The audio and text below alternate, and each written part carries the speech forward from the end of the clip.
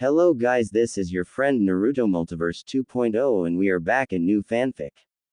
What if Naruto Konoha discovers Naruto's empire and Jiraiya arrives with a warning? Part 3. Deserted village of Yugakure, hot water country.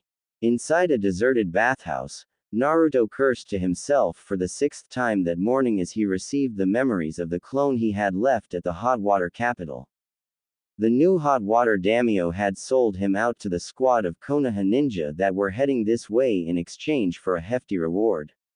Among the six-man squad of Junin-level Anbu Black Ops, they were being led by Kakashi Hatake and backed up by the Inuzuka matriarch and her son.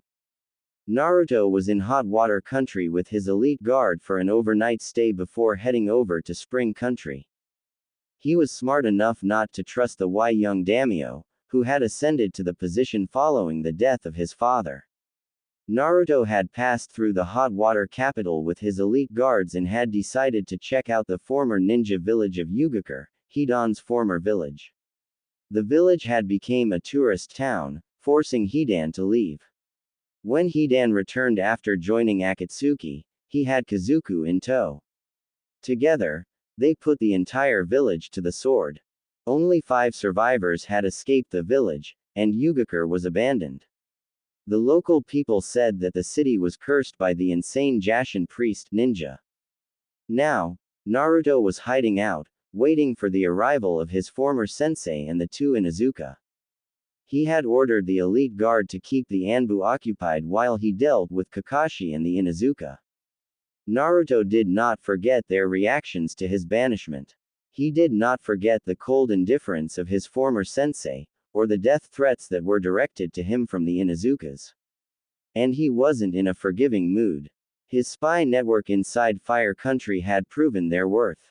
Not that he already knew how the Konoha 11 fought, but that he kept up with his former teammates' progress ever since he established the Pakara merchant house in Fire Country.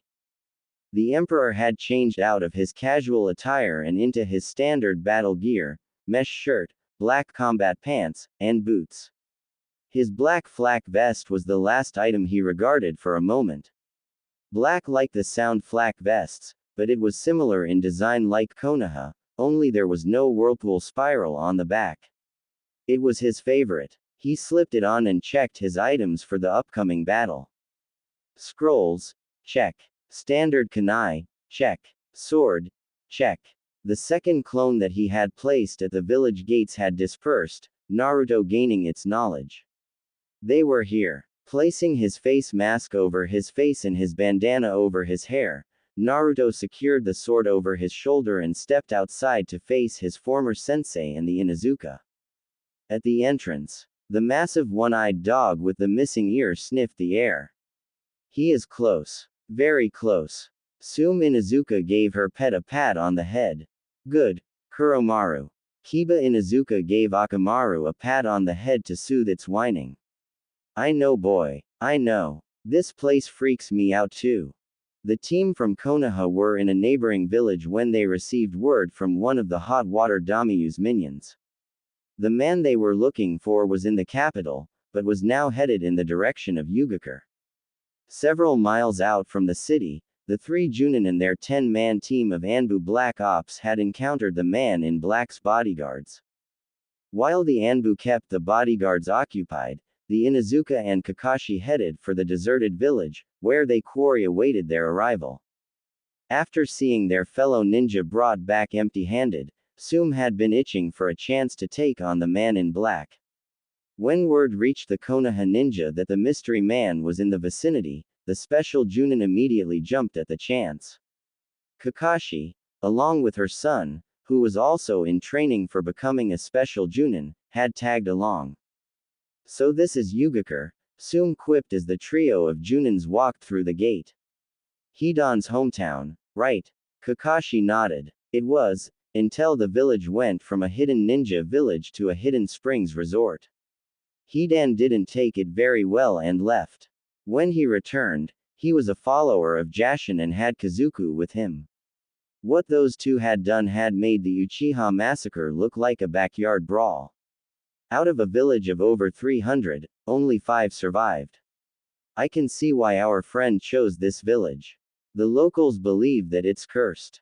Soom snorted. Superstitious fools. Pretty smart for him to have his bodyguards keep the Anbu occupied. Divide, then conquer, Kiba seconded.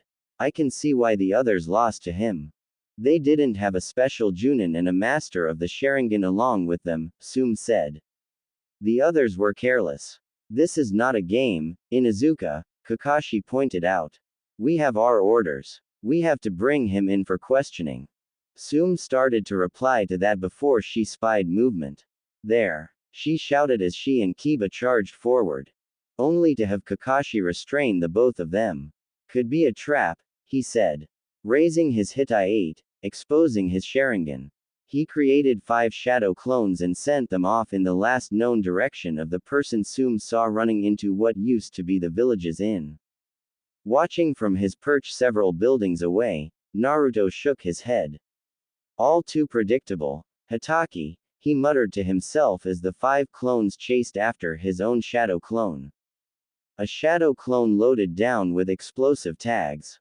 5, 4, 3, 2, 1, and Naruto covered his ears. Boom. The blast threw the 3 ninja off their feet, while the 2 dogs threw themselves to the ground. Naruto chuckled softly. It was time to get reacquainted with his former sensei and the Inuzuka. I really hate being right, Kakashi thought. The son of Tsukumo Hitaki rose to his feet, as did Soom and Kiba. You two okay? Soom nodded. Yeah, Kiba grunted in response. Looks like you called it right, Hitaki. It was a trap. Kakashi looked forward. And there he is. Soom looked forward. Kiba did the same, as Kuromaru and Akamaru growled. Stepping through the fire, like a demon out of hell, was Naruto. Kakashi looked upon his opponent. Little did he know that the man in black was his former student, the same one he had written off as worthless years earlier when he was banished. Soom and Kiba were elated. Here was the man in black, the same person who had killed Hidan and Kazuku and had gone through Danzo and his route, both generations of the Ino-Shika-Cho trio, held his own against Itachi and Kisame, and had beaten down Team Guy. Naruto cracked his knuckles, which was followed by him rotating his neck muscles. He was primed and ready to deliver some much-needed payback upon these 3. You did this to your teammate. You are worse than trash. You are scum. My mom was right about you. You're nothing but a damn demon. I'll kill you the next time I see you again. This time around, his chakra control wasn't screwed up like it was during the Chunin exams. It was time for some get-even. Kiba looked at the disguised Naruto. This is what got Konoha riled up. He doesn't look like much. Don't underestimate him, Kiba, Kakashi warned. He is labeled as an S-ranked ninja. Soom smiled. Oh, this was going to be fun. Naruto watched as Kiba performed the Inuzuka's signature jutsu. Beast Ninja Jutsu. 4 legs, Kiba shouted. Had Naruto did have his mask on, Kakashi would have seen the evil smirk on his face as Kiba crouched down on all fours, his already feral features becoming even more feral, his chakra radiating from their bodies. Naruto wondered why Soom wasn't going feral alongside her son. Then it hit him. She was sizing him up, along with Kakashi. So, Naruto began, his eyes the color of pure gold, been looking for me.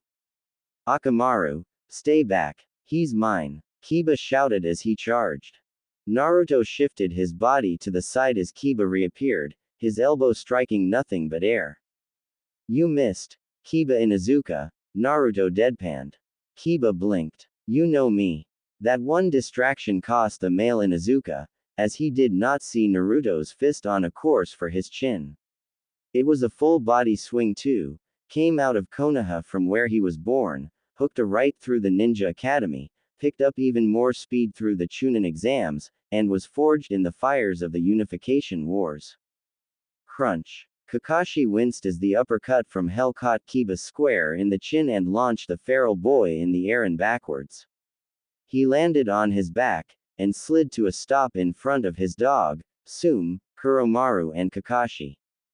Kiba shook off the blow, but even he had to admit that it hurt like hell. Naruto chuckled darkly. This reminded him of the first time he had fought the Inuzuka during the Chunin exams, when Kiba knocked him on his ass. Kiba tasted blood. He spat it on the ground. First time in a while since someone made me bleed, Kiba said as he retrieved two familiar-looking pills. Looks like the rumors were right about you, but it's not enough. Akamaru. The dog barked as Kiba tossed one of the pills in his mouth, while he swallowed his own. When Akamaru's fur turned red, Naruto knew what was going to happen. Tsume smiled as her son performed the beast clone jutsu. It's over. Kiba has won. Kakashi did not share in Tsume's optimism as Akamaru transformed into a clone of Kiba. You can stop the macho act, the real Kiba began. And give up, the false Kiba finished. You're finished. You think that, wouldn't you? Naruto replied. Defeat me first, then boast. Until then, less talking, more fighting. Both Kibas charged. Much to their surprise, Naruto charged in as well, leaving only an afterimage of him standing before. Much to Tsume and Kakashi's surprise, Naruto was holding his own against Kiba and Akamaru. Amazing, Kakashi muttered as he tracked the action with his Sharingan. Rock Lee said that this guy's taijutsu was flawless. He's keeping up with Kiba. Even more interesting is that he's not using his chakra to do it. Tsume growled. She had taught her son better than this. Meanwhile, Naruto was calmly blocking, dodging and weaving through the two Kiba's attacks. Let's see if I can provoke him into doing the Gatsuga, Naruto thought.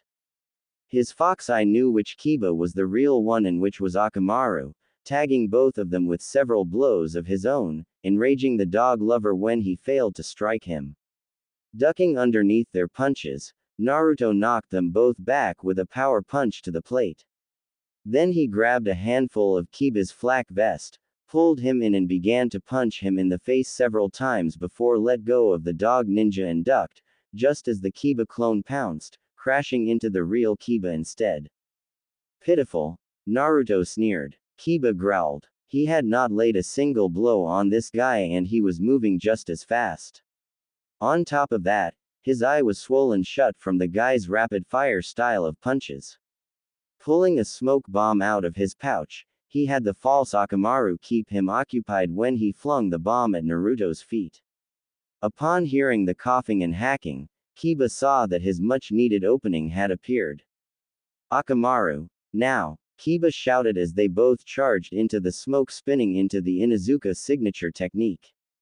Gatsuga.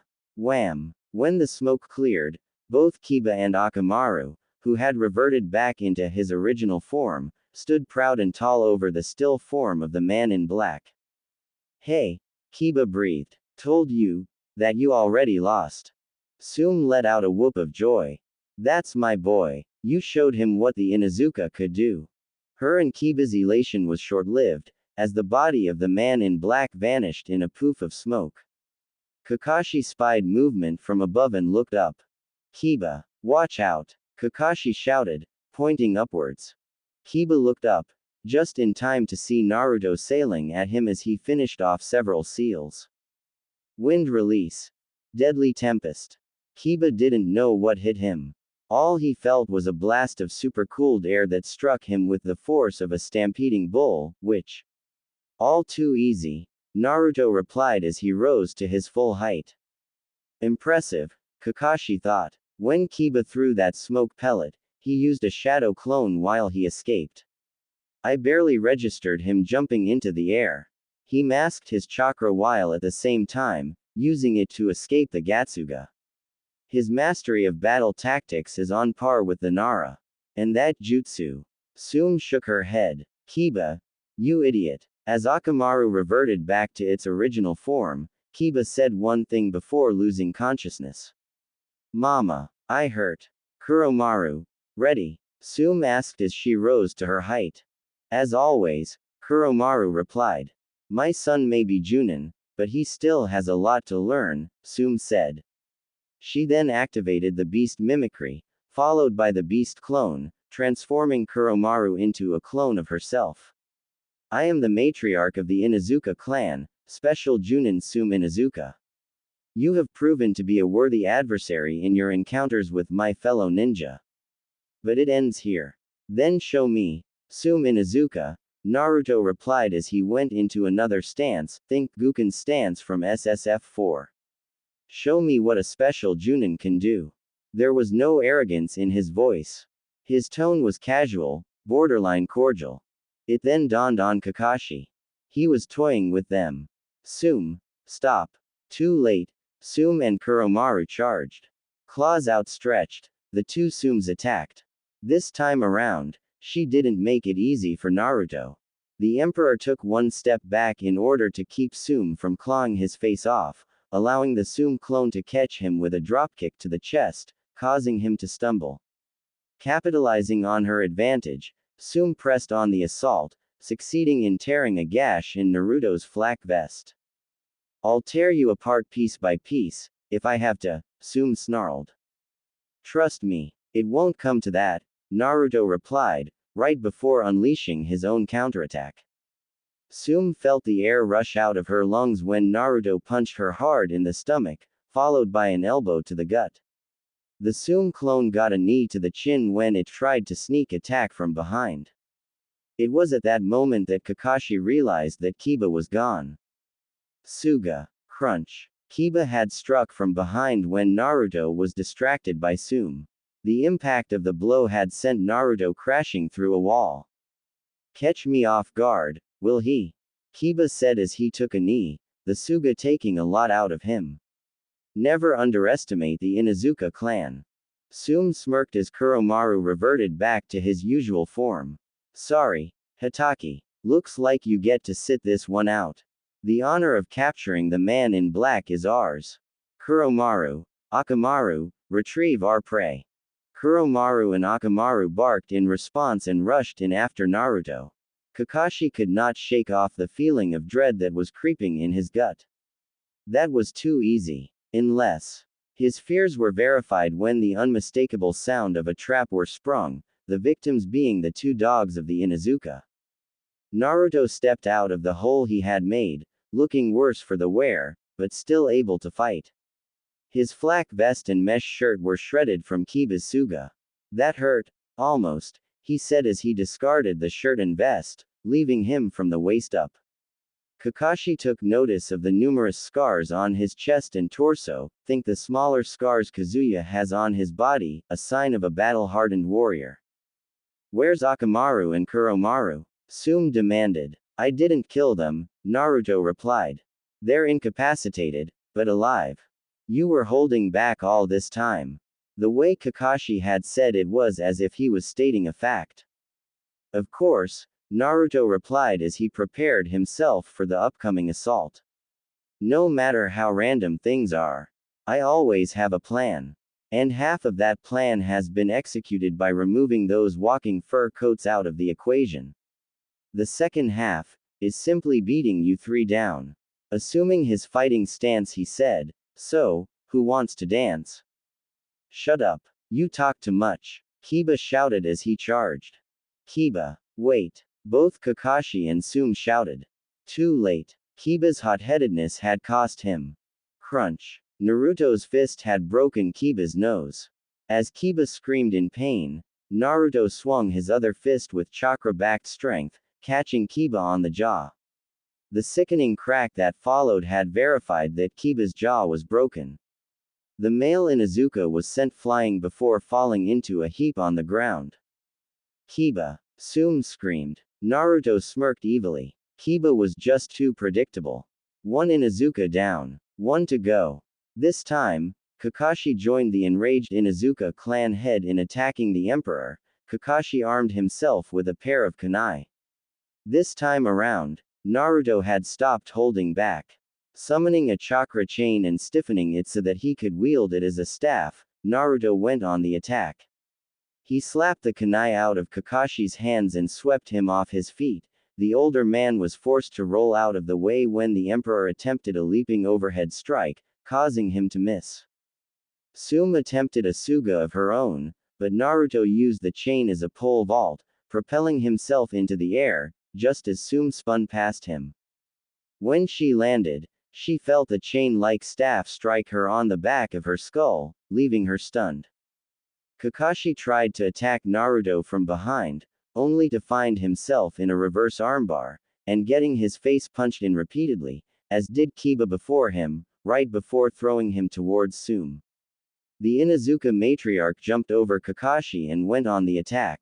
Naruto's fist bounced off her head, followed by the punch to her plate, which despite the flak vest, still hurt like crap. The roundhouse kick to the side of her head sent her spinning to the ground. Kakashi retrieved his kunai and lunged forward, but Naruto elbowed him in the face, grabbed a handful of his hair and with one blow, ruptured his left eye socket. Twisting his former sensei's body so that he was bent and facing the ground, Naruto slammed his knee into his face before grabbing his jaw and flung him away. Tsume recovered and caught Naruto, raking her nails across his torso. Naruto simply ignored the pain and continued to fight. Ducking under a claw swipe to the face, Naruto punched Tsume's torso with 20 blows in the space of 3 seconds, followed by a right cross which busted her lip, and a kick to the chest, knocking her back. Naruto turned to Kakashi, who was just finishing up a long string of seals. Now what? Naruto thought as he looked at Kakashi, who was standing next to a lake. Monkey, bird, young water, rat, boar, bird. His eyes widened as he recognized the jutsu, as it was also used by Zabuza and Haku. Oh, crap. Water release. Water dragon bullet. Kakashi shouted. Naruto's reaction was instant. When the massive water dragon reached its apex, Naruto began his own set of hand seals. One thing about Naruto was his uncanny talent for battle tactics, which was honed during his years of fighting in the Unification Wars. As Kakashi and Tsume watched, Naruto countered Kakashi's jutsu with his own, just as the water dragon dove for him. Fire release. Deadly tempest. Naruto bellowed. The vortex of superheated air crashed into the water dragon, canceling the other out. It also had the effect of blanketing the entire area with steam. He knows fire jutsu as well. Kakashi wondered as he felt Tsume back up to him. Damn it. Asuma and the Aburame called it right. His eyes are blocking the Sharingan's ability to copy his jutsu. Where is he? Tsume demanded. I can't see anything. We have to wait until the steam clears. Naruto, in the meantime, could see everything. Deciding to incapacitate Tsume first, he created a shadow clone to get her attention. The decoy worked, and Tsume went after it, ignoring Kakashi's yells for her to stop. Suga. Tsume screamed as she drilled through the steam, striking the decoy in the back. Had she been paying attention, she would have saw that it was a clone. Once she landed, Naruto struck with brutal efficiency. Tsume spun around, and threw one clawed hand at Naruto, only to have the younger man grab her wrist. When she tried to attack him with her other hand, he did the same. Ing his head back, Naruto smashed his skull into Tsume's face, breaking the cartilage in her face before letting her go. Interlocking his hands together, he delivered an upward hammer blow which knocked her into the air, before slamming her back to the ground with a downward hammer blow. Tsume felt his foot in her back. Then she felt the 2 punches mid-torso, which was followed by the elbow into her shoulder, which broke her collarbone. Kakashi heard the scream from the Inuzuka matriarch and rushed to her last location. There, he found her, whimpering, holding her shoulder with her remaining hand, blood flowing freely from her nose. She would be of no use now. By that time, the steam had cleared. Kakashi was alone. Tsume and Kiba were both down. All that remained was him and Naruto. Naruto faced down his former sensei. All the memories of him favoring Sasuke over him came flooding back in an instant.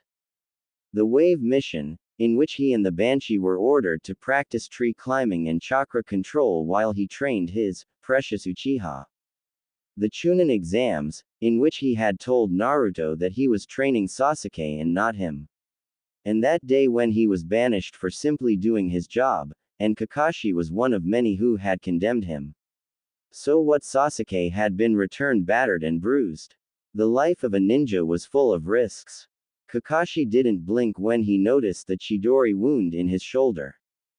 Can't use the Sharingan, Kakashi thought, hoping that his only memento of Obito was not damaged. Kiba and Sume are down. I'm gonna have to use the Chidori when I get the chance. That was all Kakashi could think before Naruto was upon him. The Anbu captain could do nothing but block as his unknown to him former enraged student unleashed nearly 3 years of pent-up frustration and anger upon him. Kakashi coughed up blood as he felt several of his ribs break from the onslaught. The man in black was unwavering in his assault upon him.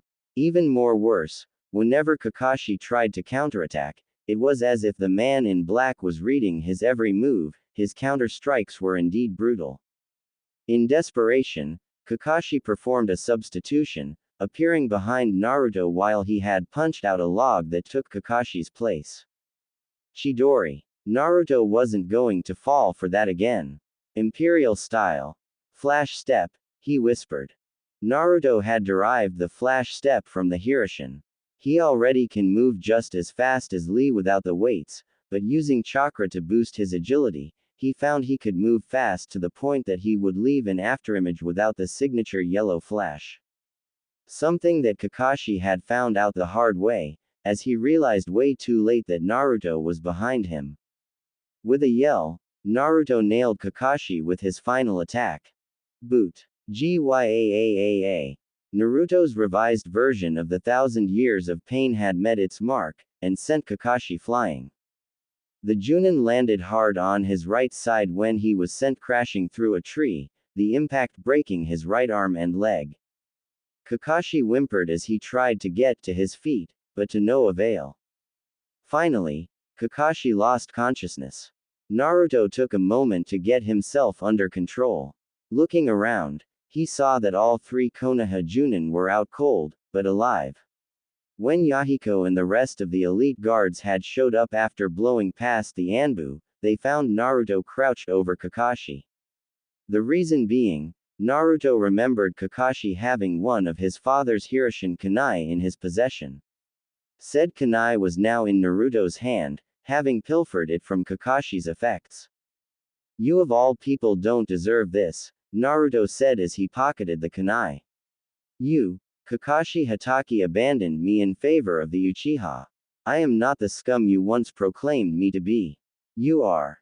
Boss. Are you all right? Yahiko asked. Naruto nodded. I'll live. Let me grab my things. It seems that hot water country is not worthy of having a Pakera branch here. It's time for us to leave. Once Naruto had gotten his belongings, he performed the demon's gate jutsu. By the time the second squad of Anbu had arrived, all they found were 2 dogs in a net, and 3 broken Konoha Junin. Konoha Hospital, Konohagakure, 2 days later.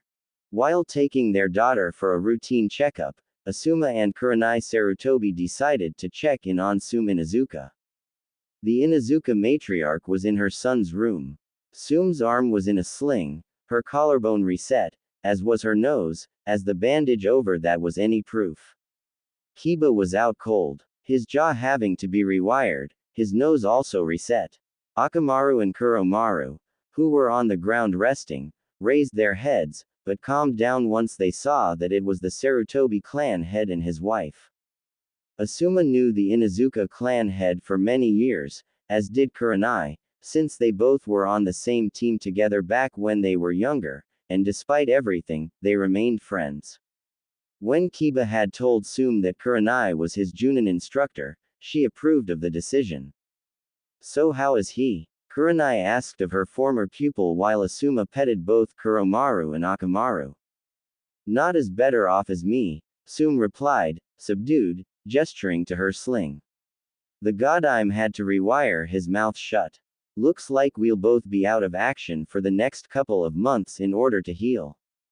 So what happened? We received word from the new daimyo in hot water country, soon began.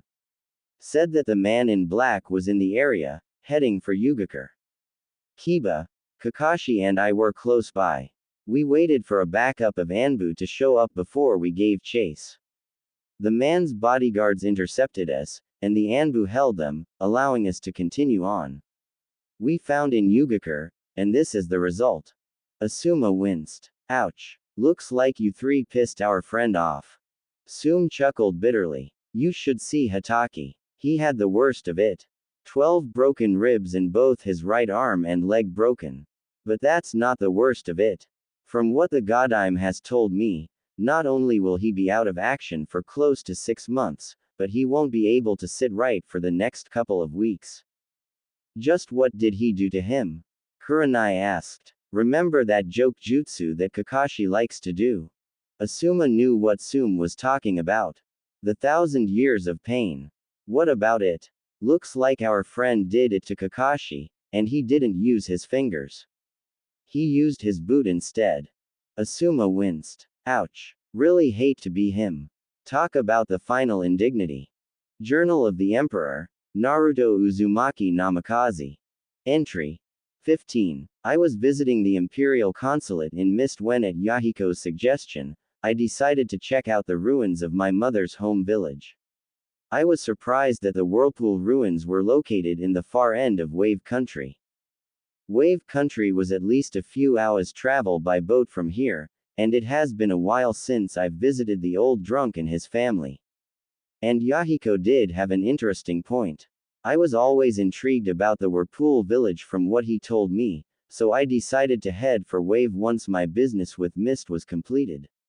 Who knows, I may find some of my Mon's jutsu there. Whirlpool was known for its seal masters. Mom was part of the ruling class which ran both the village and the island, while Yahiko's family was the military arm of the village, kinda like the Uchiha's military police before Itachi went nuts. It was because of their mastery over seals that Iwa had declared war and razed the town to the ground. Another reason to hate Iwa. Arriving in Wave, I saw that the people have prospered since Gato was killed. Venturing into the town, I stopped when I saw a most welcoming sight. Ichiraku's Ramen. Here in Wave, they had upgraded from a ramen stand to a small restaurant. Now it's Ichiraku's Ramen, Bar and Grill. Say what you want about me, I still love ramen. So before heading over to Tezuma's home, I dropped by. Sure enough, working the kitchen, were Tuki and Ayame. I may hate Konoha, but these two were one of the very few that did not see me as the Fox Reborn. For that, I will always be eternally grateful to them. They told me how they refused to see me as the Fox, and that Haruno's mother organized a boycott of their business. In retaliation, they simply closed down and moved to Wave, where they called themselves Ichiraku's Ramen, Bar and Grill. Ayame also told me some bad news. Uruka was dead. Tsunade had said that it was a suicide, that he felt an enormous amount of guilt for supporting the villagers in my banishment. The Uchiha had found the body. As I stayed overnight at the Inn of the Waves, I broke down and cried. I cried for Uruka. Even though he sided with the civilians, he did not deserve his fate. The following morning, after breakfast, I spoke with Tezuma and the Council of Wave. After an hour of chatting and setting up a trade alliance, thus establishing the Wave branch of the Pakara Merchant House, it was off to Whirlpool, but not before leaving a clone in the town under a henge to make sure nothing funny happens while I was away. We arrived in the Whirlpool ruins mid-afternoon. Afterwards, we began to search the ruins of anything useful, jutsu, relics, anything. Following Yahiko's directions, I came across the estate of my mother. It was still fairly intact. There, I found the mother lode. Mostly wind jutsu, including a very interesting item, a scroll detailing how to make chakra wind blades, designed in similar fashion to the Rasenshuriken. Oh, this could be quite useful. Yahiko found some water jutsu and a couple of swords inside his ancestral home. I've seen him fight with the sword, and he is very impressive. So all in all, This little expedition turned out to be a success. Then, I felt the clone disperse and I gained its knowledge. Konoha ninja were closing in, and fast, consisting of Maeda Guy, that psycho instructor from the Chunin exams, Anko Mitarashi, and Hiyashi Hyuga. I warned the others that we will soon have company, and told Yahiko and Konan not to kill them. 0 body count, maximum ego damage. Yahiko could get into that, as did Konan. So with the others properly warned, we continued our search into the ruins. We didn't have to wait long for the Konoha ninja to arrive. They surrounded us. Anko was busy giving Takuma the once-over. I think she likes him or something. Hiyashi must have heard me and the others talking while we searched the village. He respected the fact that I had noble blood, given my relationship to the former ruling family of Whirlpool, but I wonder how he would take it if I told him that my mother was Kushina Uzumaki, wife to Minato Namikaze. Then Hiyashi made a big mistake. When Anko questioned him as to why Hinata was not here, he said that the reason why she was not here was that she was weak, a stain on the family name. Once Hanabi made Chunin, he would arrange a marriage to Hinata to be married off to some nobleman so that the clan could gain more influence and power. I think that's what pretty much set me off, since I punched Hiyashi, initiating the battle. While the elite guards fought the Anbu, I summoned 2 clones while having the Fox Eye active. The 2 clones turned into virtual doppelgangers of Anko and Guy and attacked, while I dealt with the arrogant Hyuga clan head. Hiyashi was harder than Neji, so I knew that I was going to be in for one rough night. But I had the advantage of knowing how the Jiyuken style works, as well as intimate knowledge of how the chakra circulation system works. So I countered Hiyashi's attacks and struck him in his tenketsu points. Then I just beat the holy hell out of him for insulting Hinata. The clone that was fighting Anko was almost out of chakra, so I had to make this quick. Hiyashi was outright defeated, on his knees, looking defiant, but after insulting Hinata, I had to get some payback. You would think he learned after seeing the end result of Neji insulting her back during the Chunin exams. The flaw of your own power is arrogance, I said. Then I punched his forehead 4 times. When he will come to, he will have the word jerk punched into his forehead. With Hiyashi out of the way, I turned my attention to Anko, who had finally succeeded in destroying the clone. She didn't see me coming. 1 punch to the head followed by me closing off her tenketsu points and she was down for the count. Takuma was holding his own against Maeda Guy, until I told him to stand down and leave the older man to me. Takuma did a good job of delaying the boisterous Junin, but he was mine. I haven't forgotten him and Asuma booting me out of town, and I wanted to show him what I can do. Ironically, he met the same fate as did his pupil, the Shadow Dancer. So let's see. I fought the Ino Shika Cho trio, then Konoha sent out the original Ino Shika Cho trio, the one-eyed Warhawk and 20 of his root, Team Guy, Hitaki and the Inuzuka, and now, the crazy snake Junin, Guy and the pompous Hyuga clan head. All had failed. Konohagakure no Sato, several days later. Tsunade's voice rang throughout the village. You did what? Asuna Haruno sniffed as she ignored the furious looks of the shinobi side of the council, while the civilians looked smug. We voted to reactivate Sasuke Uchiha as an active ninja. As of this moment, his house arrest has been lifted. Tsunade was furious. I did not agree to this. Only I can lift his punishment. If it's any consolation, most of the shinobi half voted against it, Asuna replied, but the votebreaker came from Lord Hyuga himself. Whether you like it or not, Sasuke Uchiha is now an active ninja of Konoha once again. Tsunade growled. Fine. Just to make sure he does not run off to Orochimaru, I will add a stipulation to this decision. I will assign Captain Hitaki and Captain Mitarashi to his detail. If the Uchiha attempts to run to Orochimaru, if he even farts in Oto's general direction, he will be immediately executed. You can't do that, Asuna shouted. I just did, Tsunade replied, radiating killer intent over the council. It's high time that you civilians remember who is running the show.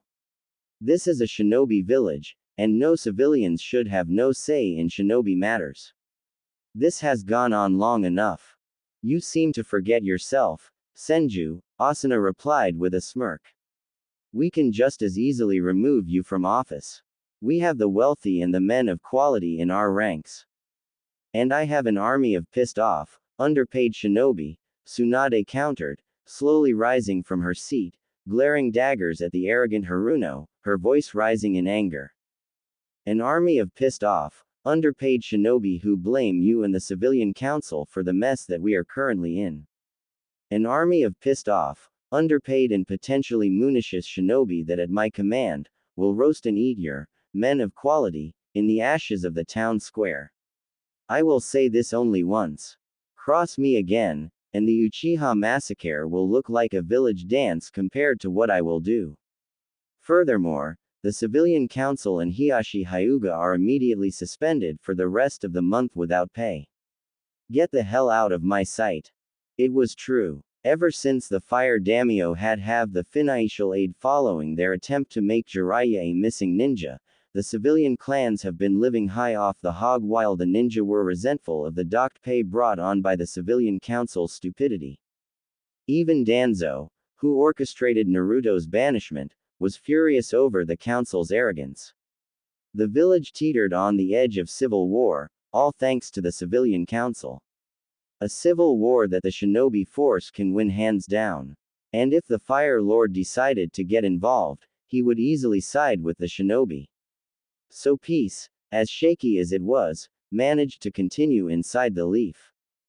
On the shinobi side of the council, the shinobi watched on with shocked looks as Asuna, Hiashi, and the civilians hurried out of the chambers. Even Kaharu and Hanmura were shocked to see this side of Tsunade.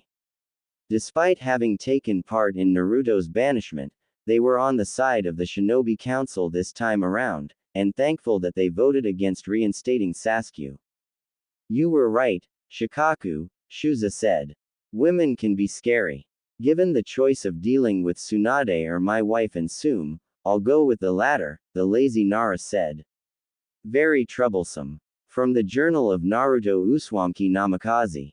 Entry 16. The 6 months are over. Right now, I'm in Suna, having been personally invited by Gaara for the duration of the Chunin exams. The elite guards are staying at the Imperial Consulate, while I am at the Cage Tower. The Chunin exams in Suna were done in the same fashion as they were done back in Konoha. Only this time, instead of the Forest of Death, Gaara had used a deserted part of Suna for the scroll retrieval assignment. I had faith in Team Misfits. Although I really can't call them that anymore. But Maru, Moegi and Udon kept the nickname as a badge of honor. Sanshi, Okajima, Yamada and Chiba had trained them well. I had heard that they also breezed through the written exam in record time. But I knew that another confrontation with the Konoha ninja would soon be inevitable. Flashback. After witnessing the confrontation between Hinata and the Konoha ninja, Naruto departed for the Imperial Consulate. While walking through a side street, he met up with Yahiko and Konan. After explaining his intentions regarding Hinata, he asked Konan to tail Hinata for the next 2 days in order to get her schedule down. Once that was done, he would use one of the Imperial courier ninjas to summon Hinata to the Imperial Consulate. With the presence of the Konoha ninja, as well as that of the Aiwa ninja, Naruto had to once again go incognito as he was clad in his longcoat, vest and boots, his cage-style hat and face mask. Walking down a side street, Naruto, Konan and Yahiko headed in the direction of the Cage Tower to meet with Gaara. The ruler of Suna was very interested in meeting with the former Akatsuki founder and his lover, and Naruto was taking the both of them to him for a quick sit-down.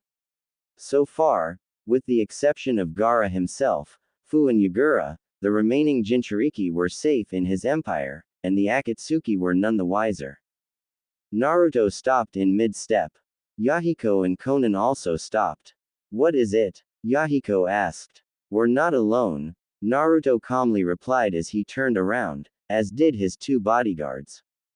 Almost immediately, Yahiko drew out his swords, while Konan had her paper shurikens in between her fingers.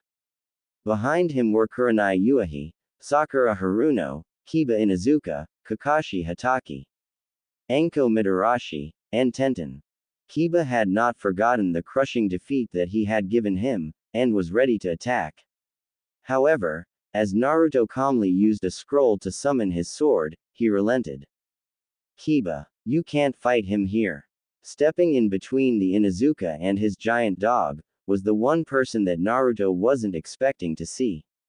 Clad in the standard Junin uniform with the Uchiha crest on the sleeves, hiltless katana over one shoulder, and Konoha Hitai on his head, was Sasuke Uchiha. Naruto felt his emotions rising, but immediately suppressed them. If Sasuke was here, then that means Konoha was getting incredibly desperate in trying to bring him in. Naruto chuckled inwardly. Unknown to his former teammates and sensei, Cell 7 was back again. Only this time, they were on opposing sides. I already met Itachi. You must be Sasuke Uchiha, Naruto remarked dryly. What do you want with me? You fought against the Konoha elite, Sasuke replied calmly. You even killed two S-class criminals and held your own against my brother. I want you to fight me. Naruto considered this very carefully. This could earn him the closure he needed, to close the book on Konoha once and for all. Oh, if he could only be there when Sasuke tells them that the man that they were chasing is the Emperor of the West. But Naruto wondered how Konoha would take it if they found out that the Emperor was the former container to the Nine Tails. I accept your challenge, Uchiha, Naruto replied. But not here. Once the Chunin tournament is completed, we will fight in the Suna arena. Kakashi raised an eyebrow. Will Gaara allow it? Naruto smiled meanly. Once I speak to him, he will. I hope you can give me a better challenge than your brother. Then you are a coward, Sakura sneered. If you were a real man, then you would fight Sasuke now. When I want your opinion, you pink-haired freak, I will ask for it, Naruto replied. Until then, you can reattach your lips to the Uchiha's ass, fangirl. Something inside Sakura snapped. With a yell, she charged, fist-ed back, ready to fly. Sakura, stop. The three senior Junin shouted, but to no avail. Naruto simply stood his ground as Sakura threw her punch. Predictable as always, Haruno, he thought as he stopped her punch with one finger. Then he used a palm strike to the torso to knock Sakura back to Kakashi. With Sakura dealt with, Naruto turned to Sasuke. You have 3 days to prepare, Uchiha, as he turned on his heel and walked off, Konan and Yahiko trailing behind. End flashback.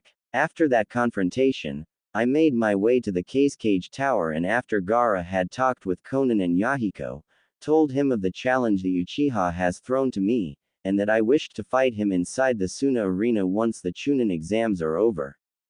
Gaara didn't have no love for Sasuke, and agreed to my offer.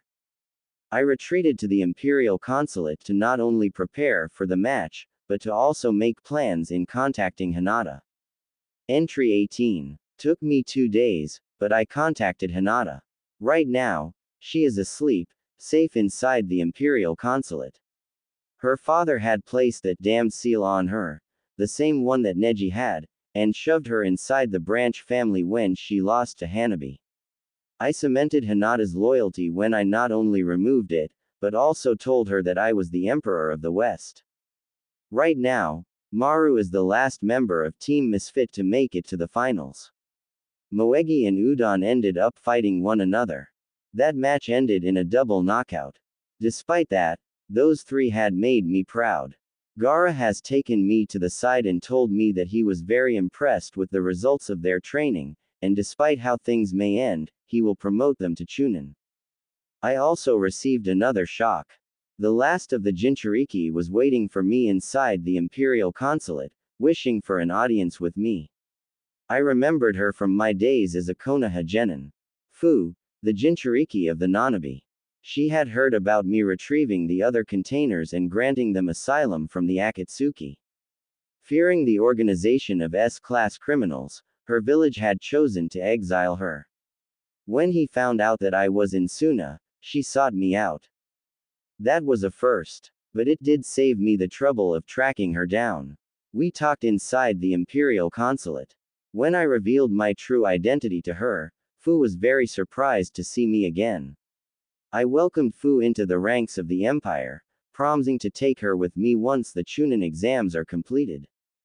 Entry 19. Maru faced off against Hanabi Hyuga in the final match the following day. Hiyashi was in the audience. Gaara told me that my little stunt with Hinata has left him pissed off, as he had the main branch ninja come Suna looking for Hinata. But she was safely tucked away inside the Imperial Consulate. Several of them had picked a fight with the consulate's guards when they tried to enter the consulate, and were soundly trounced. When Gaara threatened to place the Hyugas into his sand coffins, they finally backed off. As for the final match, it kinda mirrored my match with Neji back in Konoha. Only difference was that Hanabi wasn't sprouting that fate bullshit, but she was acting like her shit didn't stink. Typical Hyuga superiority complex. But what she didn't know was that I taught Maru how to counter the Jiyuken style when it became clear to me that he was going to fight her. Or the fact that Maru had signed his grandfather's summoning scroll and summoned the Monkey King, and used its staff form to soundly trounce her. Hanabi never stood a chance. Hanabi was knocked out cold. When I appeared on the stadium grounds, applauding Maru and congratulating him on his victory, I think Hiyashi found out that I was one of his trainers.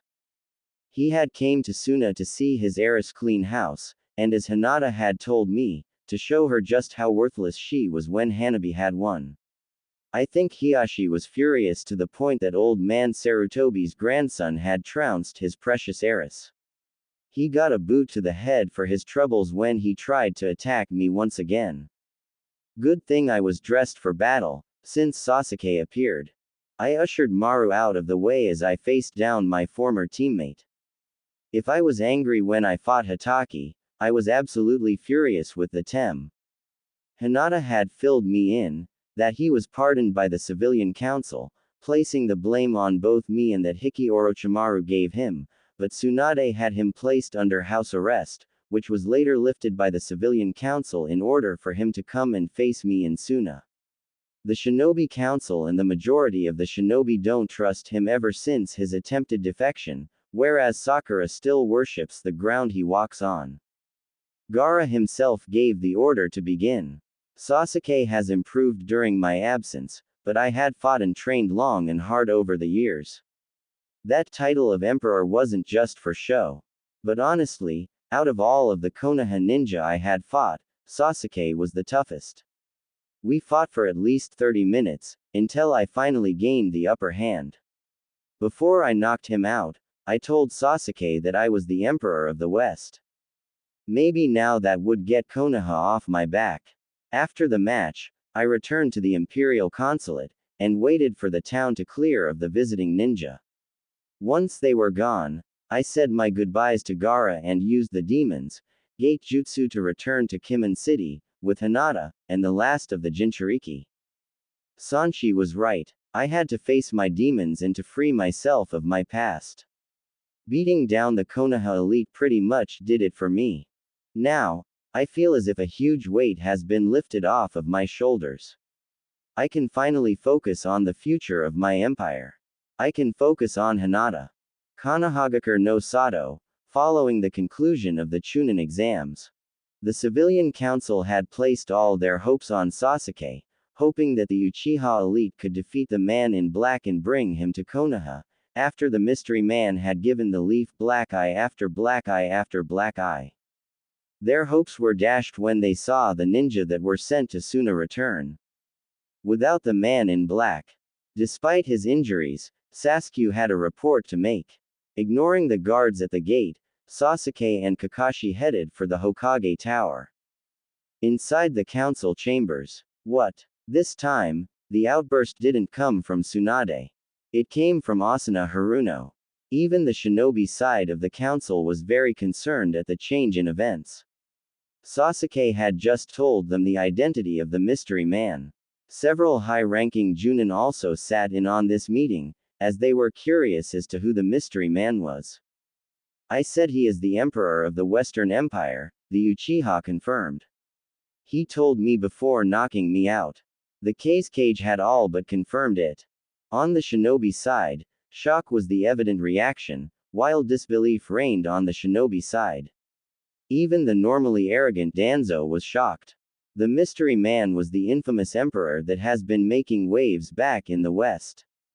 This definitely complicates things, Asuma said. This one agrees, Sum seconded.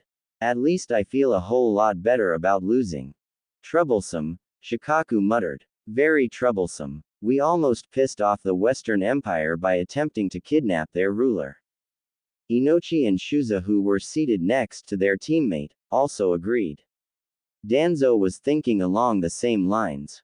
From what I managed to get out of Gaara, Sasuke continued, he is accompanied by his elite guard, 8 chosen warriors whose main objective is to protect the emperor from any and all threats.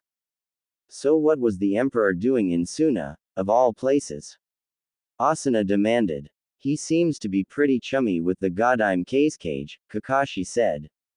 We noticed an imperial consulate in the city. Gaara's also mentioned that he had sent Sarutobi and his team to personally train under the emperor himself. Given their performance in the Chunin exams, the emperor has succeeded. I have to admit that those 3 cleaned house. Asuma smiled at that. Had Maru stayed in Konoha, he would have made a fine Chunin. It could be a trick, Asuna shot out. As much as I would like to believe Captain Hatake and Junin Uchiha, we need more proof. Those merchant houses that has surfaced, the Pakera merchant house, they came from the west. Tsunade knew what Asuna's intentions were. There's a traveling merchant from the Pakera house in the market. I will summon her to appear before the council. The merchant in question was a former special Junin level kunoichi named Meiki Asahina. Following the Unification War, she had left her unit at the age of 27 and had signed on to the Western Empire's Intelligence Division, which ultimately led her to the east, her assignment being Fire County. Her cover was that of a kunoichi turned traveling merchant working for the Pakera Merchant House's Fire Country branch, located within the imperial consulate inside the fire capital. Tsunade found it strange that the emperor had refused to allow a fire consulate inside his empire. She also had a paltry bounty of 25 million ryo placed on her head, given her role in killing a group of bandits who had tried to raid the Pakera merchant caravan while on the road to the fire capital. Twice a week, she and her entourage of Pakera merchants would travel to Konoha. She was also loyal to her emperor to the point that she nearly blew her cover when she ended up arriving on the anniversary of Naruto's banishment. Fortunately, her coworkers had managed to calm her down. So imagine her surprise while packing up the stand and preparing for the trip back to the fire capital. She was summoned to the Hokage Tower by 3 members of the Anbu to face the Konoha Council. Tsunade looked at the former kunoichi, easily identified by her crimson flak vest and her ninjutsu, which was strapped to her back. Meiki looked back at her with a bored, yet curious expression. The slug sage cleared her throat. First off, thank you for coming to this meeting. You are not in trouble of any kind. We just have some questions we would like to ask of you. Meiki shrugged her shoulders. Shoot. First off, what at your name? Tsunade asked. Meiki Asahina, former captain of the Imperial Defense Forces, 3rd Battalion, 7th Division, 1st Squad. Now, I'm a merchant with the Pakera Merchant House, Meiki replied. A merchant, yet you are armed and wear the flak vest of a ninja, Koharu pointed out. I wear this as a badge of honor. To remind myself that even though I am a merchant, I will always be a ninja, Meiki replied. The katana is for merely self-defense. The shinobi could respect that, Danzo included. An Anbu handed her the picture of the disguised Naruto. Can you identify this man? Tsunade asked. Of course, Meiki replied. That's His Imperial Majesty, the Crimson Fury of the Empire. In other words, he is the Emperor of the West. Whispers and murmurs were heard throughout the council chambers. Does he have a name? Danzo asked. He does, but I am under orders not to say it.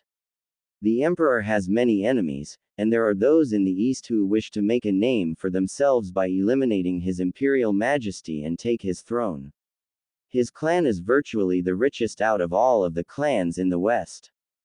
That was understandable to the gathered shinobi. That's not good enough, Asuna Haruno snapped. Tell us his name. Meiki turned to the civilian council member. You don't like that? Tough shit. I answer to the Emperor, not you. How dare you? Asuna shouted, rising to her feet. You will tell us the name of the Emperor, or else you will pay a visit to Ibiki. Haruno, sit down, Tsunade ordered.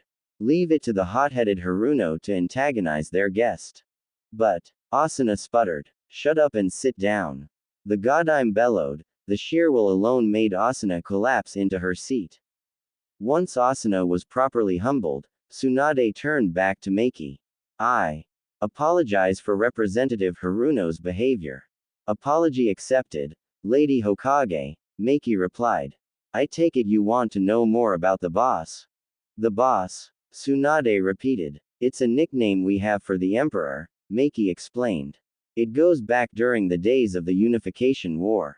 To answer your question, yes, Tsunade replied. We would like to know more. He's tall, 6 feet even, reddish blonde hair, blue eyes. But when he uses his bloodline, they turn to gold.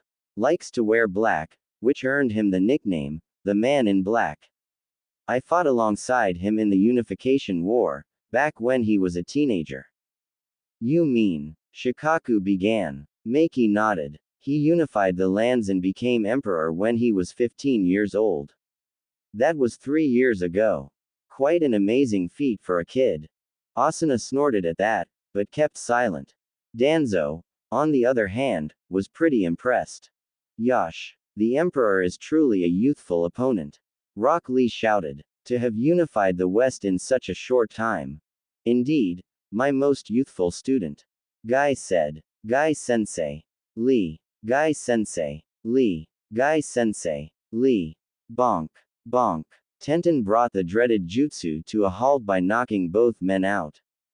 The shinobi side breathed a sigh of relief. Thank you, Tenten, Tsunade said, thus sparing the council the dreaded flames of youth, jutsu. Continue, Captain Asahina. He has that charisma, that strength. He can make you believe in him, Meiki continued. He fights alongside his soldiers. Even when we were on campaign, he would do his share of the work around the camp, and still have time to conduct a war. He was trained in both the shinobi arts and the way of the samurai. I would die in a second for him. We all would. Loyalty, Inochi Yamanaka said. A powerful weapon for any leader to have. Meiki nodded. Yes. He is loyal to his soldiers and to the people, and vice versa. What can you tell us about his armed forces? Danzo asked, getting a nasty glare from Tsunade. Sorry, I can't divulge that information. Will that be all, Lady Hokage? Tsunade nodded. Yes. You may go. Meiki bowed and departed from the chambers. Once she was gone, another round of talks began. I say she is lying, Asuna said. We should take her to Ibiki and see if he can loosen that tongue of hers. Danzo was thinking along the same lines. Only difference was that he was considering kidnapping Meiki and converting her to his route. But he quickly dismissed that idea. If she was tough enough to have a bounty on her head, then sending Root Anbu after her would be a bad idea. She was not lying, Inochi rebuked. I checked her mental patterns while we talked. She was very truthful and open. And from the look of things, she can still fight, even though she is no longer a ninja. We don't know what the ninja from the Western Empire are capable of. If the Emperor himself is a skilled fighter, what does that say about his forces? Tsunade sighed. Inochi did have a point. As of this moment, the Emperor is to be left alone. I will not have Konoha wiped out over a misunderstanding. The council nodded. The Godime turned to the injured Uchiha. Uchiha, get your injuries taken care of. This meeting is adjourned. Hyuga compound. The following day, Hiashi and Hanabi Hyuga faced the Council of Elders. Hanabi was still bruised from her match with Maru Sarutobi, while Hiashi sported a fresh bruise from trying to attack the Emperor while in Suna, as well as an angry red handprint from where Kurenai had slapped him. Both the clan head and his designated heir did not look very happy. The reason being was not that Hanabi had made the grade to Chunin, as she was defeated by Maru Sarutobi. The reason was that earlier that day, a courier ninja had dropped off Hinata's Hitai and a scroll addressed to Hiashi and Hanabi.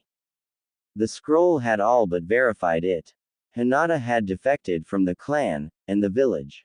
Hinata had disappeared the night before the Emperor had fought Sasuke Uchiha in the finals. Hiashi had the main and branch clan members comb Suna looking for her, but to no avail. Until that morning, when he received Hinata's Hitai and the scroll. The scroll was simple and to the point, and it was from the Emperor of the West. To Lord Hiashi Hyuga and Hanabi Hyuga, heir apparent of the Hyuga clan. As of this moment, Hinata Hyuga has been granted political asylum. She is no longer a Chunin in the Konohagakure shinobi forces, nor is she no longer a citizen of Konohagakure no Sato, as she is under my protection. I have personally removed the caged bird seal from her, thus freeing her from any and all obligations owed to the Hyuga clan. Sincerely, the Emperor of the Unified West. It was after he had received the letter that he tracked down Kurenai Sarutobi. She was out with her husband and their daughter, as well as with the Ino Shika Cho trio. Flashback. Earlier that day, Hiashi, along with Hanabi found Kurenai Sarutobi in the middle of lunch.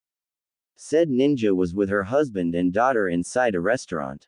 Also tagging along was Asuma's former students, Shikamaru Nara, Choji Akamaiki and Ino Yamanaka. Do you know where my daughter is, Sarutobi? Hiashi demanded, his voice laced with anger. The patrons in the meantime, had decided to clear out of the restaurant from the impending explosion that was soon to follow. Asuma had handed Hitomi to both Ino and Choji, and sent her outside as well. Kurenai looked back at the arrogant clan head with no fear. Which daughter? The one you pushed aside and branded? Or your precious little heir? Hiyashi's response to that was to slam down the scroll on the table.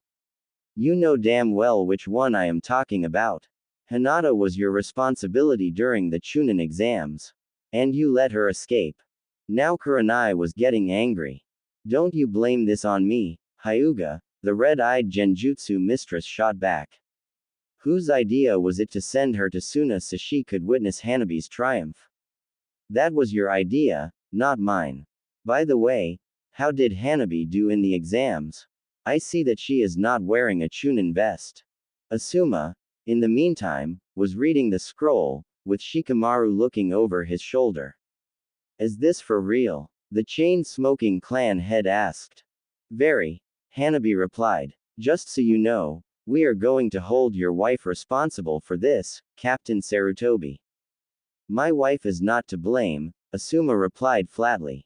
Your father was the ones who placed Hinata under virtual house arrest after branding her with that damned seal. And I have to agree with my wife. You sent her to Suna, and you underestimated her.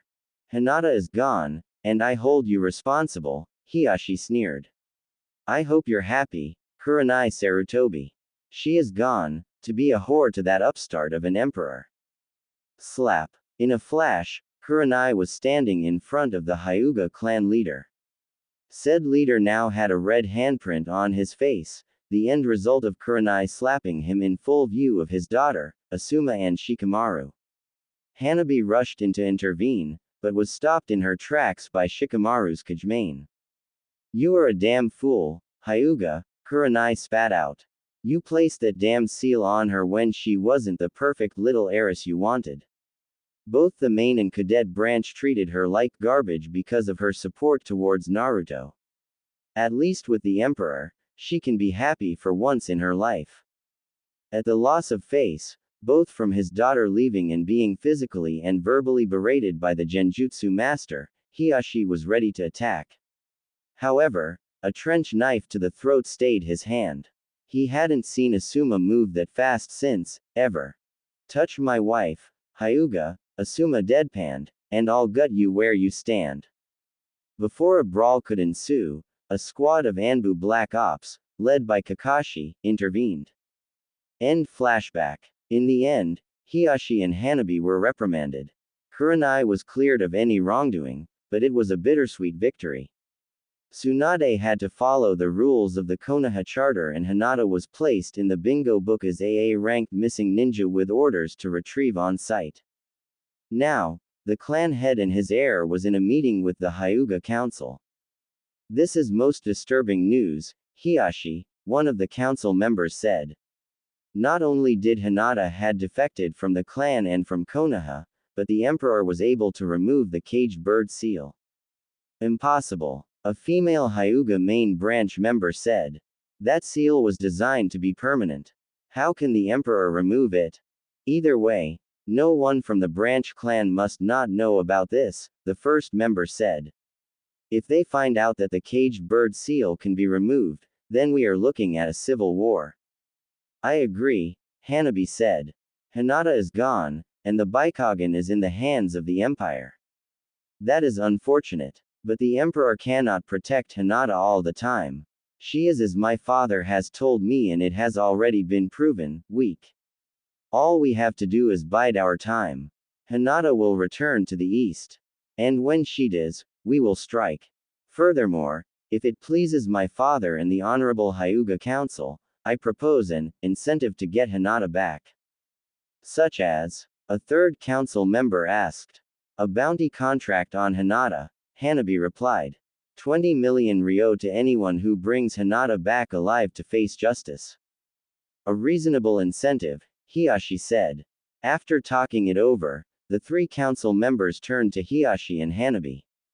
Your proposal is acceptable. Make it so. Several hours later, Shikamaru Nara was currently enjoying his favorite pastime, cloud watching. Or at least he was when the form of Sasuke Uchiha blocked out the clouds and the sun. So is it true then? Shikamaru asked, not moving from his perch. The man in black is the emperor. It is, the Uchiha replied. This complicates things. What do you want with me? A word, with you and your father, Sasuke said before walking off in the direction of the Nara home. The lazy Chunin groaned. Damn. This is very troublesome. Nara Ranch. Later on, Shikaku Nara played host to Sasuke Uchiha. The clan head, Deer Herder, and his heir sat at a table with the Uchiha. Yoshino had served the three men drinks, stopping only to give her husband and the last Uchiha a nasty look each before retreating into the kitchen. Apparently, even the hot-headed wife of Shikaku disliked playing hostess to even Sasuke Uchiha. To what we owe the honor of your visit, Sasuke Uchiha? Shikaku asked as he took a sip of his tea. The Emperor of the West, Sasuke replied. We all fought against him. We all lost. You want to trade notes, Shikaku surmised. Not much to tell about him, only that for a kid, he's pretty damn tough. I always thought that he would be older. But still, to unify the West in only 2 years, very impressive. Fighting-wise, we got off light. Can't say the same for Hitaki, the Inuzuka and the Hyuga. He's a hard person to analyze, his fighting style ranging from direct and brutal to smooth and fluid. I saw that as well, Sasuke said. His taijutsu and ninjutsu are top-notch. Add the fact that his bloodline pretty much blocks the Sharingan's ability to copy jutsu, he is indeed a formidable fighter. Given his skills and abilities, Shikamaru began, he could easily make SS ranking in the bingo book. Danzu's taken an interest in him. Pretty obvious, Sasuke said. I think he's given up on me joining his side. But you got to admit that it's strange. The Emperor knew exactly how to fight each and every one of us. He knew our strengths and our weaknesses and exploited them to his advantage. He broke your Kujimane before Ino could possess him with her mind jutsu, and repeated the feat with your father. He knew how to counter and exploit the weakness of the Hyuga's Jiyuken. Rock Lee respects him, despite losing to him, as does Guy. Tenten is pretty much obsessed with that sword of his. But that beatdown he gave to the Inuzuka and Captain Hataki. Shikaku shuddered. Very troublesome. Sasuke nodded. Indeed. And look what happened to Hataki. And he and his elite guards took apart Danzo and his route, as well as 2 separate squads of Anbu Black Ops. Captain Mitarashi wants a rematch against him. There's a lot more to this guy than he appears. You think that, wouldn't you? Shikaku responded. Hataki may have been an idiot for a sensei, but he did teach one valuable lesson. Look underneath, the Uchiha replied. Gaara seems to know him. Why else would he attend the Suna exams? You're thinking that he could be allied with Suna?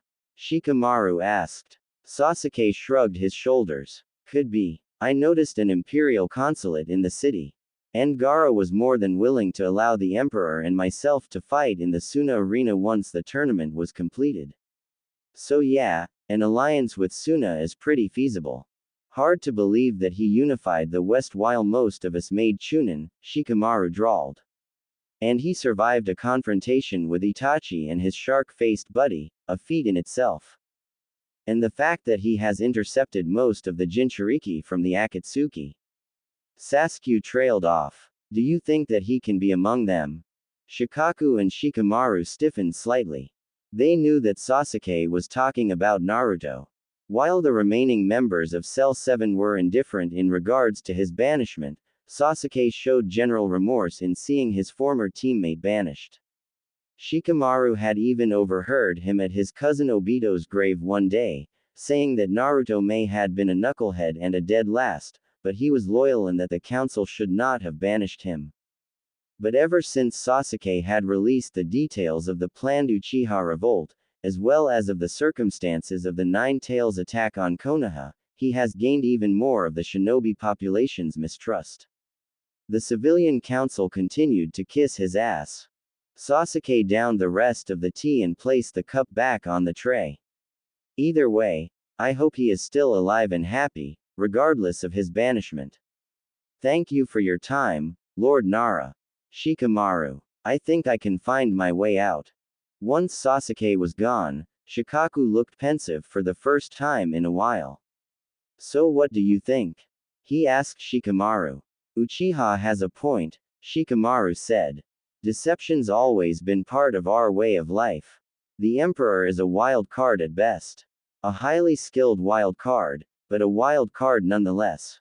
Despite everything that has happened, he did save Asuma Sensei from Hidan. Shikaku wasn't convinced. What do you really think, son? Now that Sasuke was gone, Shikamaru could speak freely. That the Emperor could have spies and informants in the east. Maybe inside the fire capital, or even Konoha. Worst case scenario is that the Emperor is connected to Konoha in some way, and knows how each of us fight, and counter our signature techniques. And the way he had beaten down Neji and Lord Hyuga, not to mention how he brutally beaten Captain Hataki, the Inuzuka matriarch and Kiba, shows that those 5 had slighted him in some way. Everyone else just got lucky. And the Emperor has been intercepting the Jinchuriki. Sasuke did make a valid point. Uzumaki could be among them. You still think that he is the Nine Tails Reborn? Shikamaru thought about it for a moment. When he was banished, yes. But now that I think about it, if he was the Kyuubi, then he would have long since razed this place to the ground. I think he really is the jailer. But more importantly, he will probably never forgive us for favoring Uchiha over him. The elder Nara nodded. He then made a decision. Shikamaru, what I am about to tell you must not be uttered outside these walls. No one, not even Asuma, or Choji, or Ino or the Hokage herself must not know. Promise me. Shikamaru nodded. Is this a troublesome secret? Troublesome does not even begin to describe it, Shikaku replied. It concerns the circumstances of Uzumaki's banishment. Swear it to me, on your honor as a member of the Nara clan. Shikamaru sighed. I swear on the honor of the Nara clan. I will tell no one. And Shikaku told him. Once he was finished, he stood up. Feel free to throw up. I know I did. Once Shikaku was out of the room, that was what Shikamaru had did. He made a beeline to the bathroom and emptied the contents of his stomach. His dad was right. Troublesome did not even begin to describe what has happened to Uzumaki. My God, what have we done? Was the last thought that Shikamaru had before he puked again. Snafu's notes. This completes Naruto's side stories. Next we'll chronicle Hinata's side as she trains under Kiyomi, getting closer to Naruto, and will ultimately lead to the Akatsuki invasion of Suna. Snafu's notes. Why did I divert from the storyline and write the series of side stories for Naruto and Hinata? Easy. I got a real bad habit of throwing in twists that no one doesn't see coming. The side story serves as a backstory which records the years prior to the Akatsuki invasion. It also shows the character development of Naruto and Hinata. Also, the side stories make my version of the fanfic unique. Unlike Naruto's 4-part side stories, Hinata's will come to the grand total of 2. After that, the main story will continue. Also, in fox form, Katami Kyuubi sounds like she does in the anime, while in human form, she sounds female. I also modeled her likeness and voice after Nariko from Heavenly Sword, in case anyone is wondering. Hinata's Diary. Entry 1. My first day in the Western Empire. I'm still thinking that this is a dream. That I'll wake back up in Konoha, and that I still have that damned seal on my forehead. Thankfully, it's not a dream. I'm here with Naruto. I'm finally free from my family. I heard from Tamari that the Konoha ninja were looking for me at the conclusion of the Chunin exams back in Suna. They didn't know that I was hiding out at the Imperial Consulate. I know that this act will make me a missing ninja and will earn a place in the bingo book, but I really don't care.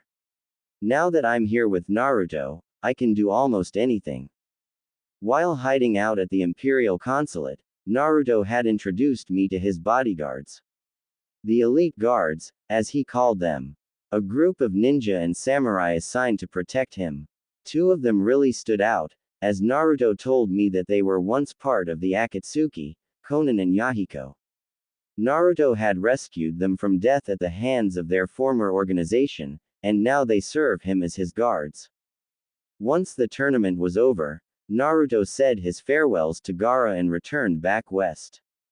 Konoha Maru. No, make that Maru. Moegi and Udon followed him, Gaara having assigned them to the Suna consulate back in the west. Naruto had their Chunin vests with them, and would present them to the 3 once we returned home. Naruto had used a special type of jutsu to return home, called the Demon's Gate, allowing himself access to any location he has been. Only thing was that it used a lot of chakra. But it was a very effective jutsu. The first thing that Naruto did when we returned was to tell those inside the Imperial Complex that I was his honored guest. Any attempts on my life will be met with instant death. He gave me the tour of the Imperial Complex, introducing me to several members of his staff along the way, including the former Raikage, A. Naruto also confirmed that he rescued A and his brother from being assassinated when he was overthrown, and that A served as his chief advisor. Naruto also said that aside from Yagura and Gaara, he saved the Jinchuriki and offered them a home. But one encounter really stood out in my mind. That encounter was with the Nine Tails herself. Flashback. Imperial Complex. House of Sovereigns, Council Chambers. Maru Sarutobi, Moegi and Udon stood before the Emperor of the West, Hinata standing beside him, looking on. Also present was Sanshi, Takuma Chiba, Hayate Okajima, Kokura Yamada and Rina Shiratori. Tamari and several high-ranking Suna Junin were also present for this ceremony. Naruto produced a scroll, unrolled it and activated it. 3 Chunin vests appeared before the 3 Suna ninja. Money cannot buy the honor which you three have earned, Naruto said as Team Misfit claimed their prize. You make us all proud. The gathered audience applauded. By order of the Godime Cage, you are now Chunin of the Sand, Tamari decreed. You three are assigned to the garrison at the Suna consulate. As your training with Emperor Namikaze was a success, Gaara will allow you to continue your training under the Emperor. If this continues, you may become special Junin. The older people congratulated the newly minted Chunin. In the meantime, Naruto had exited the room, Hinata following him. He had stopped a valet and asked them to order some barbecue from the village, for the graduation party that would soon follow.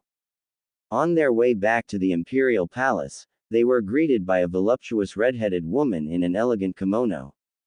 Ah, I see you found her, Kit, the woman began. That I did, Naruto replied. She was in Suna acting as a chaperone for the Chunin exams. The redhead turned to Hinata. Hinata Hyuga, of House Hyuga. The Kit has spoken highly of you. It is good to see you again. Hinata was puzzled. You know me. In a way, I was sealed inside his gut up until he was able to reverse the seal. The woman inclined her head as she introduced herself, watching with amusement as Hinata's eyes bulged out of her head as her tails emerged. Katami Akashiya, Chief Prime Minister of the Unified West. But I am also known as Kyuubi no Yoko. End flashback. Naruto gave me the backstory shortly afterward, about the circumstances regarding both himself and Katami. And I always thought that the Nine Tails was a bloodthirsty demon. Katami proved me wrong. She's actually pretty nice. Following the dinner celebrating the Misfits' promotion to Chunin, Naruto and I talked for most of the night. Actually, he did most of the talking while I just listened to his tales about fighting in the Unification War. I can honestly say that I am impressed. We also talked about our relationship. I still love him, and Naruto had reciprocated those feelings back in Suna. We both agreed to let things run their course. Entry 2. The following morning, I woke up to an empty bed. Naruto was already awake and about. He was nice enough to leave me a clean uniform that I can wear until he can get me some more clothes. I cleaned myself up, and changed clothes. Naruto and his elite guards were hanging around outside the training hall with Maru, Moegi and Udon. Naruto was sparring with Maru while the others chatted and joked with each other.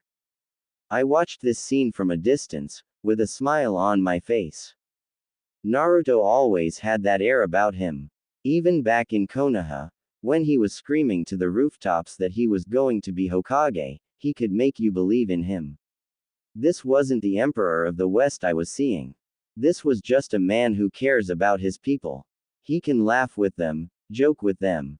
Just because his father was Konoha's hero and his mother was the former ruler of Whirlpool didn't mean that he could mingle with the common people. While watching them, Katami came to me with an offer. An offer that would change my life. Flashback. Imperial Complex, Kimin City. He never stopped thinking about you, you know. Hinata eeped at the deep voice and turned around. There, in a shaded area of the complex near the training hall, in all her nine-tailed glory, was Katami. The Kyuubi no Kitsune was resting in the shade, chuckling inwardly at scaring the crap of her former cantainer's chosen mate. Hinata eyed the giant fox warily. It was just as big as Akamaru, if not bigger. Even more so, the ninja and samurai that served as the grounds guards did not bat an eyelash over the presence of the Nine Tails. I'm not going to bite you, Hinata, Katami said, her voice showing amusement. Naruto would be very upset if I tried to eat his chosen mate. Hinata blushed at that. Both her and Naruto had a long chat about how their relationship should go. From Katami's perspective, Naruto choosing the former heiress as his wife was a foregone conclusion. But the next thing that Katami had said had her curiosity piqued. Since you are here, I have a proposal for you, the massive fox began. Konoha was known for producing the three legendary sages, but Whirlpool was known for its own sage, the fox sage. Naruto's grandmother and mother served as the first two sages. Naruto sees great potential in you, as do I. I watched your performance in the Chunin exams through his eyes, when you fought against your cousin. If you agree to my proposal, Hinata, you will undergo training to become the third Fox Sage. Why me? Hinata replied. Why not Naruto? The Fox Sage can only be a female and a member of the Uzumaki clan, Katami replied. While Naruto is Uzumaki, he can't be the sage for obvious reasons. But I'm not of the Uzumaki clan, Hinata pointed out. At least, not by marriage, anyway, Katami replied. But I am willing to overlook that part. So what do you say, Hinata? Are you willing to show Naruto that you are strong? Are you willing to show your former clan that you are not worthless when the time comes to face them? Since you have defected from both Konoha and from the Hyuga, a confrontation between them is inevitable. Naruto knows your true worth. Prove him right. Hinata had to admit that Katami had a point. If anything, she would have to face Hiashi, Hanabi and Neji in the future. Katami was offering her a way to prepare herself for the upcoming storm. And a chance to prove to Naruto that she was no pushover, that she was truly worthy of his heart. Hinata slowly nodded. I accept your offer, Katami. The Nine-Tails smiled, showing off her rows of sharp teeth. Good, Hinata. The training will take at least 6 months. I will teach you ninjutsu and taijutsu, as well as how to heal. What is your elemental release? The Hyugas are mostly attuned to water, but mine is fire release. Hinata sounded ashamed. Katami caught on immediately. You have nothing to be ashamed for, Hinata. Fire is the strongest of the elemental releases. Naruto is a master of wind and fire. You have the potential to become even better than Mito and Kushina. Oh, yes, Hinata. You will become great. In the back of her mind, Hinata wondered just what she had gotten herself into. End flashback. Entry 3. My training to become the third Fox Sage began the following day. The Fox Sage is 3 parts. Part healer, part warrior and part assassin. Mito was the better assassin, while Kushina was the better warrior. My interest was in healing, and before I left Konoha, I was studying shiatsu and herbal medicine from Tsunade, as well as getting some pointers in regards to diplomatic relations. Monday through Thursday, I have to undergo taijutsu training. Fridays I spend time with Sanshi, who took me on as a pupil in diplomatic relations. The weekends I spend with Naruto, as he showed me around town. Katami also told me not to shy away from my Jiyuken style. I knew the style from front to back, since Hiashi basically drilled it into my head. But when I wasn't performing up to his standards, he abandoned me and focused on Hanabi instead. So during one of our spars, Katami had defeated me while I used the original style. Naruto was watching the entire thing. Afterward, he pulled me to the side and gave me some advice. You know what's wrong with the style, Hinata. The solution is simple. Remove all the flaws and weaknesses of the style. Then the gentle fist will be unstoppable. Think of it this way. A sculptor doesn't keep adding more clay to a statue. He instead removes the inessentials until the truth is revealed. Come to think of it, Naruto was right. I tried to voice my opinion on the style to Hiashi, but he refused to listen. Now, I have free reign. Naruto taught me how to make a shadow clone, which helped in my sage training, as well as revamping the Jiyuken style.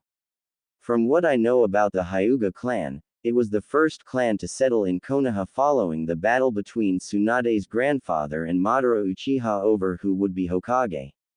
The Jiyuken was designed to be an elite style, given our abilities to see a person's chakra system. But I dug in a bit deeper.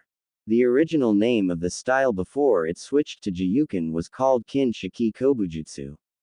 The original scrolls were either lost to history or were destroyed as the style evolved. I always thought that since Naruto had beaten both Hiashi and Neji twice, they would at least improve on the weaknesses of the style. I was wrong. So after training with Katami, I spent 2 hours a day with a shadow clone and several notebooks as I put in all of the basic, mid-level and advanced techniques of the Jiyuken. Then I stripped them all down and worked my way from the bottom, using my mistakes during the fights with Neji and Hanabi as references. Improvisation and creativity was not allowed back in Konoha, as the clan thought that it would weaken and taint the so-called Fudati of the honorable style. Honor. Konoha was supposed to honor the wishes of Naruto's father in regards to his son, and he was ignored. I later found out that Asuna Haruno had spearheaded the whole thing. Turns out that she was madly in love with the Yellow Flash, and when Minato chose Kushina over her, Asuna was furious. So with Minato and Kushina dead and Naruto left as an orphan, she unleashed hell on Naruto because Minato had loved Kushina over her. Naruto told me what he thought about honor. Honor is nothing but bullshit. Honor was only designed by weak people to keep the strong in line. I learned that when I was banished. I never put that much stock in honor. From my experiences, those who call themselves honorable were hiding their true agenda. There is only the right action, and what a good person truly desires is here points to his head, and here points to his heart.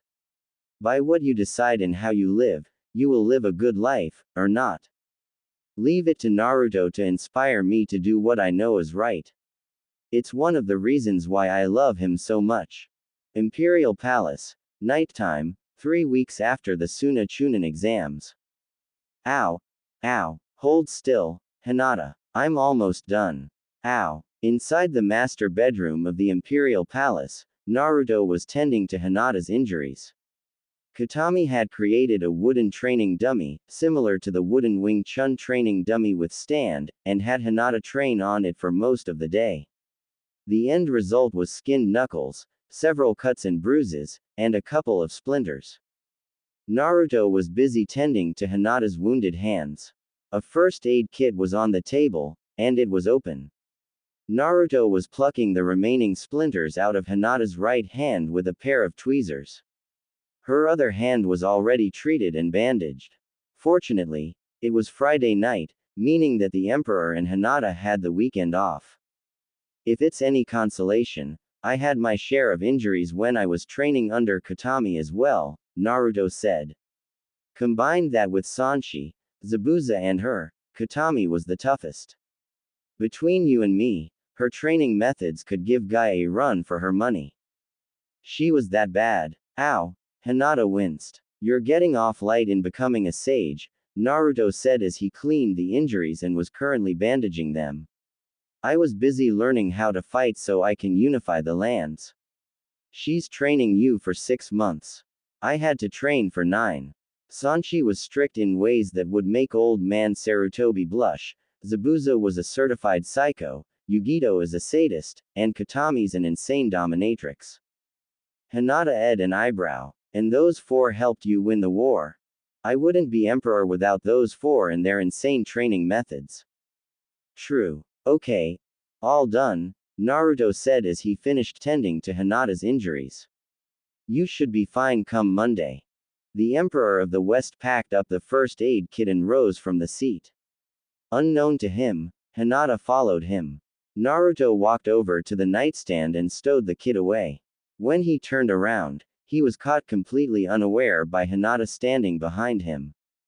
They had kissed before, but this time around, it was Hinata, not Naruto, who had initiated it. This was another thing that Naruto had liked. Hinata was becoming more assertive and less meek. She was becoming his equal, but out of respect, she was his second in command. Oh, were the Hyuga and Konoha are going to be in for a shock when Hinata resurfaces as not as the Fox Sage, but as the Empress Consort of the Emperor himself. Empress Consort Hinata Namikaze, Naruto thought as he carried her to the bed. I like that. The couple would make out for most of the night. They both agreed that they would take their relationship further when they were both ready. Right now, this was all they needed for the moment. Entry 4. Naruto has received a copy of the bingo book from Tamari. Sure enough, it has my profile in it. A-ranked missing ninja with a retrieve on-site order. Even more worse was the bounty contract that came with the bingo book. 20 million ryo. That's more than half of what Asuma is worth. Good thing that Naruto does not plan on heading back east for a while. But I'm not worried. Naruto will protect me. I've seen him in action and he will not hesitate to kill anyone who threatens his empire or those he care about. This also verified my desire to become even stronger. I also was introduced to A, the former Raikage of Kumo. Given the fact that I was nearly kidnapped by Kumo ninja when I was a child, I was wary. A reassured me that the incident in which Hizashi had lost his life was his predecessor's doing, as he wanted the Byakugan. I knew that Yugito was a Jinchuriki, as was A's brother. Naruto verified it for me. 2 of his elite guards were formerly of the Akatsuki, the organization of S-class criminals back east. Naruto had intercepted the surviving Jinchuriki and offered them asylum within the empire. As for Konan and Yahiko, he had them place inside his elite guard not only to protect him, but also to keep an eye on both of them. So far, Katami has not seen any reason not to trust them.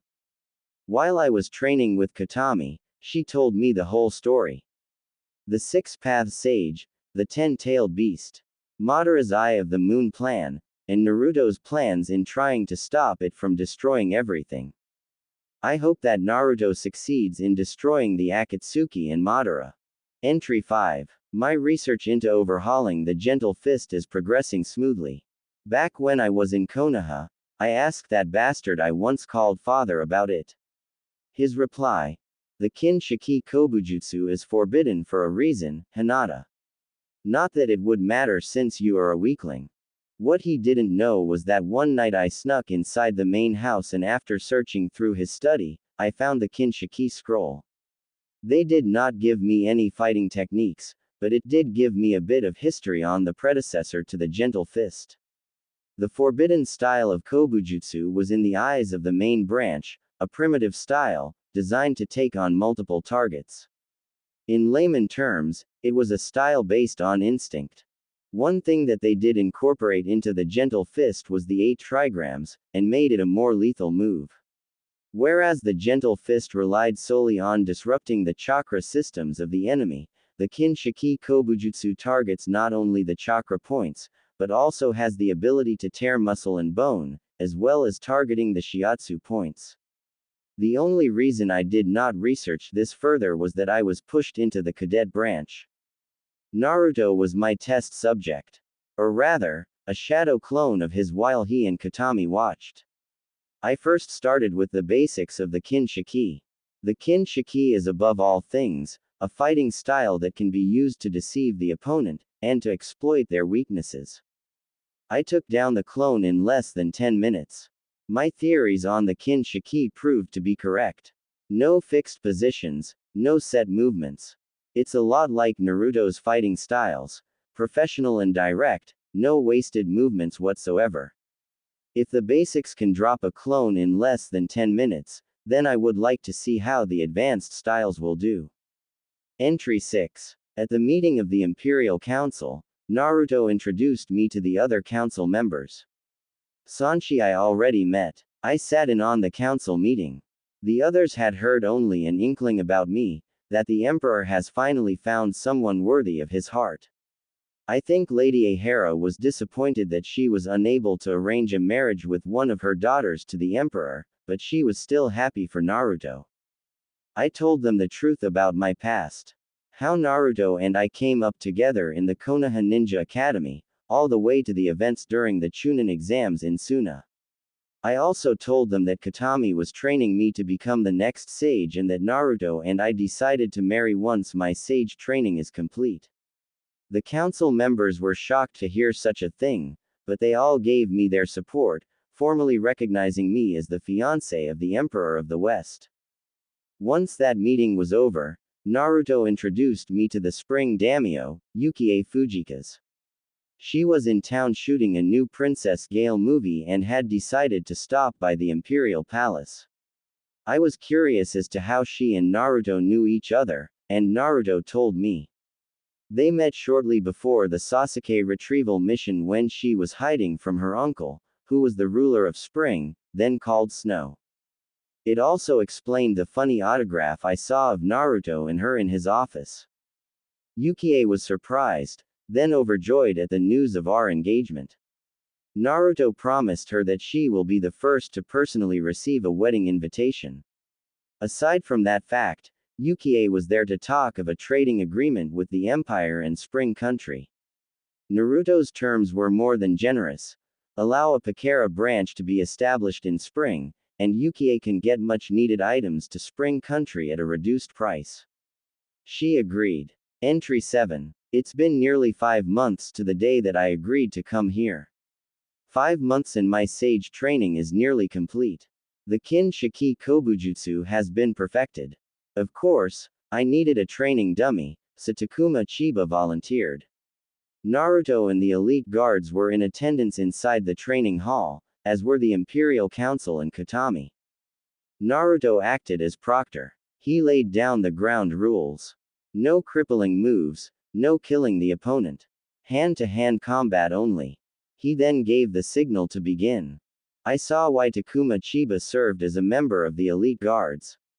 His taijutsu is extraordinary, but I kept pace with him.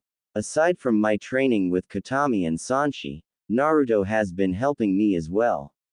He taught me how to make shadow clones, and of their one major advantage. Whenever a clone is dismissed, the person gains their experience. The most I can make were 5. But they served their purpose. Takuma was not holding back. Neither was I. We fought long and hard for 15 minutes, trading blows, until I decided to end it by using the 64 palms. Takuma went down after I sealed his tenketsu. Seeing that he had lost, he conceded defeat. It was that moment, I knew that I had earned the respect of not only the elite guards, but of the council as well. Naruto and Katami looked on in pride as the Imperial Council formally recognized me as the chosen consort to their emperor. Katami gave me 2 gifts. A pair of ninjutsu that once belonged to Naruto's mother, and she enhanced my eyes. Now, I can use the Bikogen to target muscle and bone more effectively, aside from the tenketsu points. Even though she did not say it outright, she knew that my training was complete. Entry 8. My father knows I'm back in the East. Naruto and I had gotten roped into an inspection tour of the Pakara merchant houses. Naruto's spy network back east has reported that since they knew that Naruto was the emperor, but not his true identity, the Konoha ninja has been ordered to give him a wife birth. Unfortunately, given my bingo book status, I'm still fair game. Only when most of the ninja hunting me find out that I am with the emperor, do they back down, as they don't want their respective villages razed to the ground by a pissed-off emperor. Too bad the 10-man team from the Hyuga main branch did not get the memo. That and when the lead ninja, a main branch member by the name of Heizu, tried to activate the coggered bird seal, he was shocked to see that I was no longer branded. Out of all of the main branch members who gave me grief when I was shoved into the cadet branch, Heizu topped the list. Which made my revenge ever so sweet.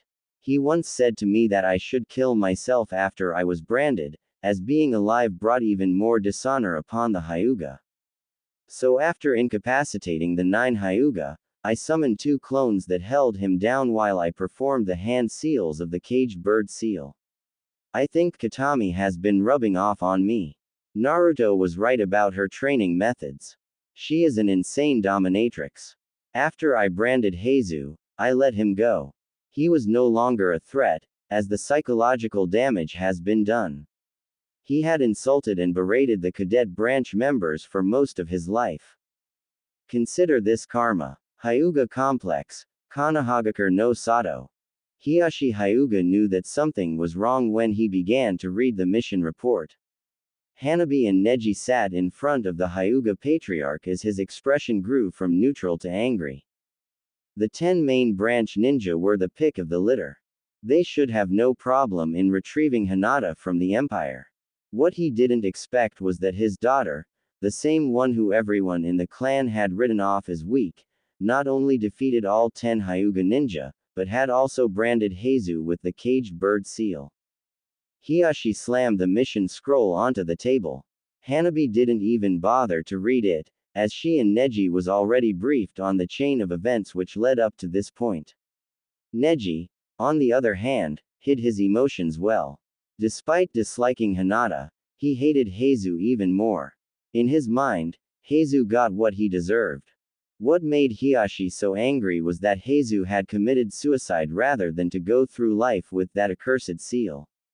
It was another black eye to the illustrious Hyuga clan. It appears that Hinata has learned some new tricks while she was away, Hanabi noted. Then again, I'm not surprised. You spread your legs to the most powerful man in the West and he will teach you how to defend yourself. Hotaru will be most displeased when he finds out that his son has committed suicide, Hiyashi said. Turning to his remaining daughter and nephew, he gave them their orders. Hanabi, Neji, find Hinata, and bring her back. I don't care how it's to be done. If we do that, then we risk the wrath of the Emperor, Neji pointed out. This is a clan matter, Hiyashi snapped. He can always find another whore to keep him warm at night. If word gets out that Hinata has been freed from her seal, but also drove a main branch member to suicide, then we will lose our standing in Konoha.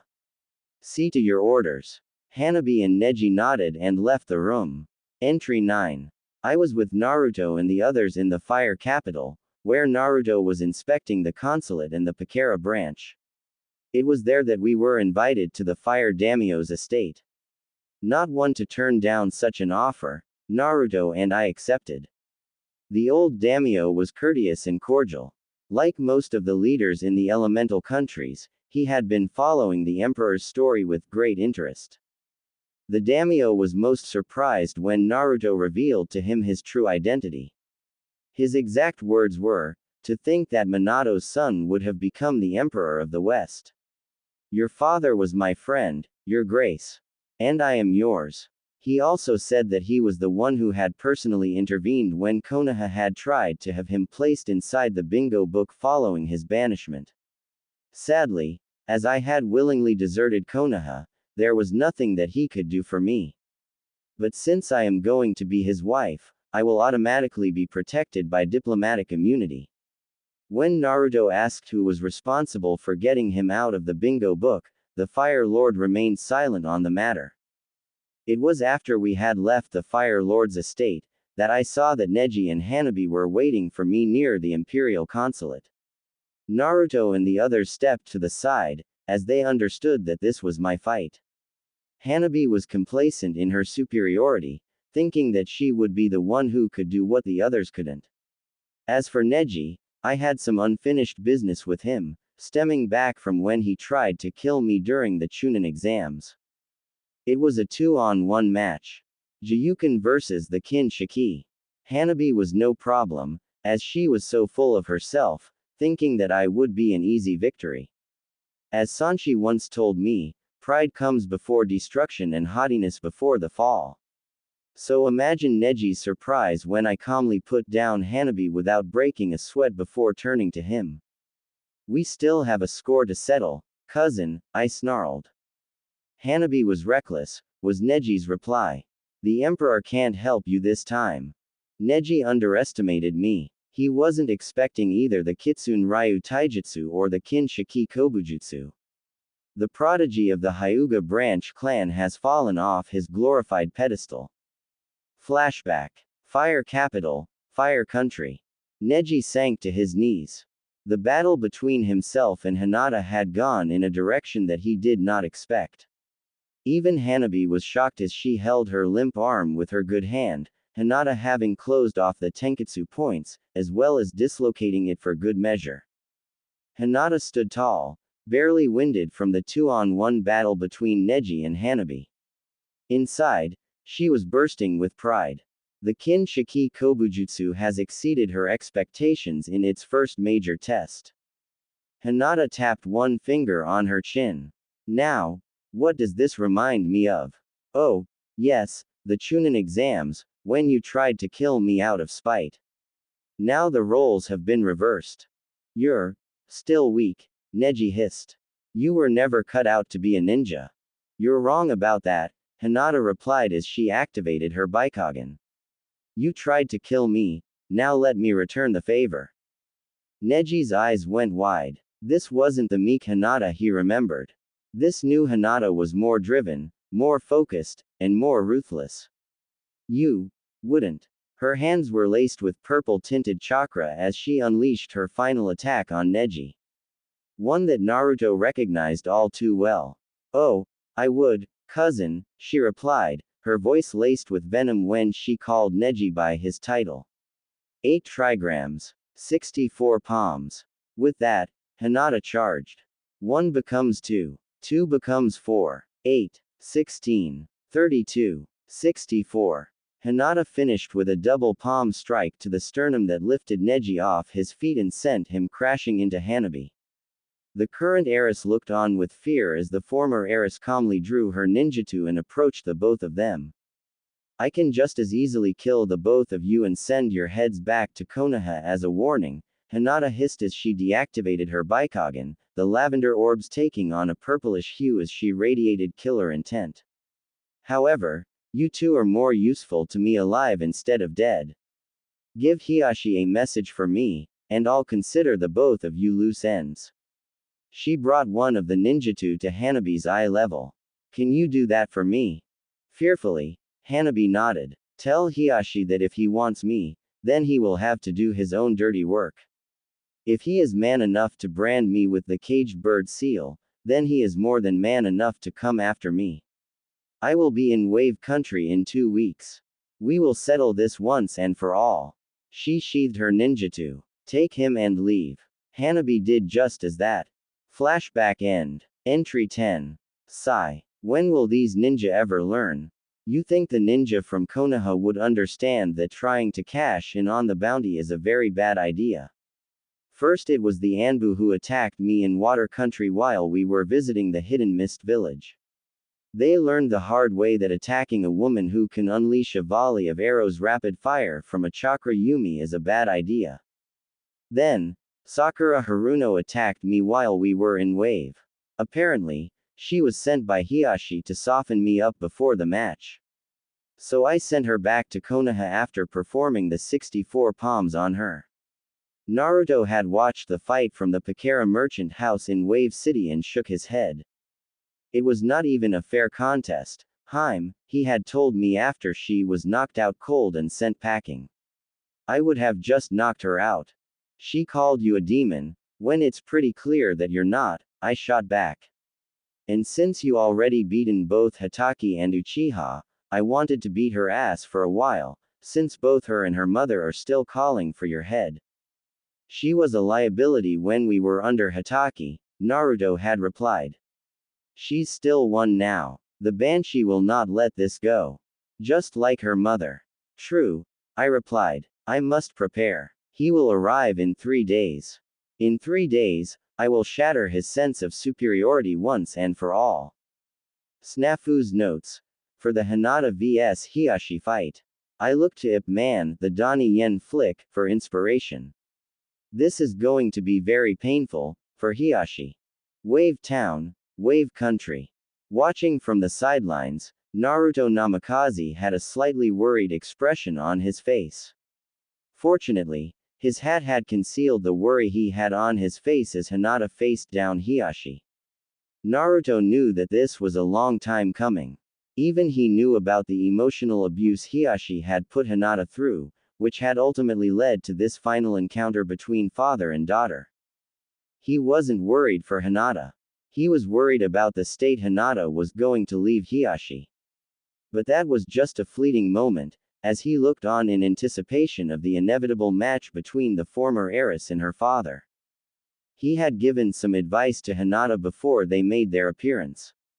Advice that was brief and straight to the point. Advice that even Hinata liked very much. Crush him.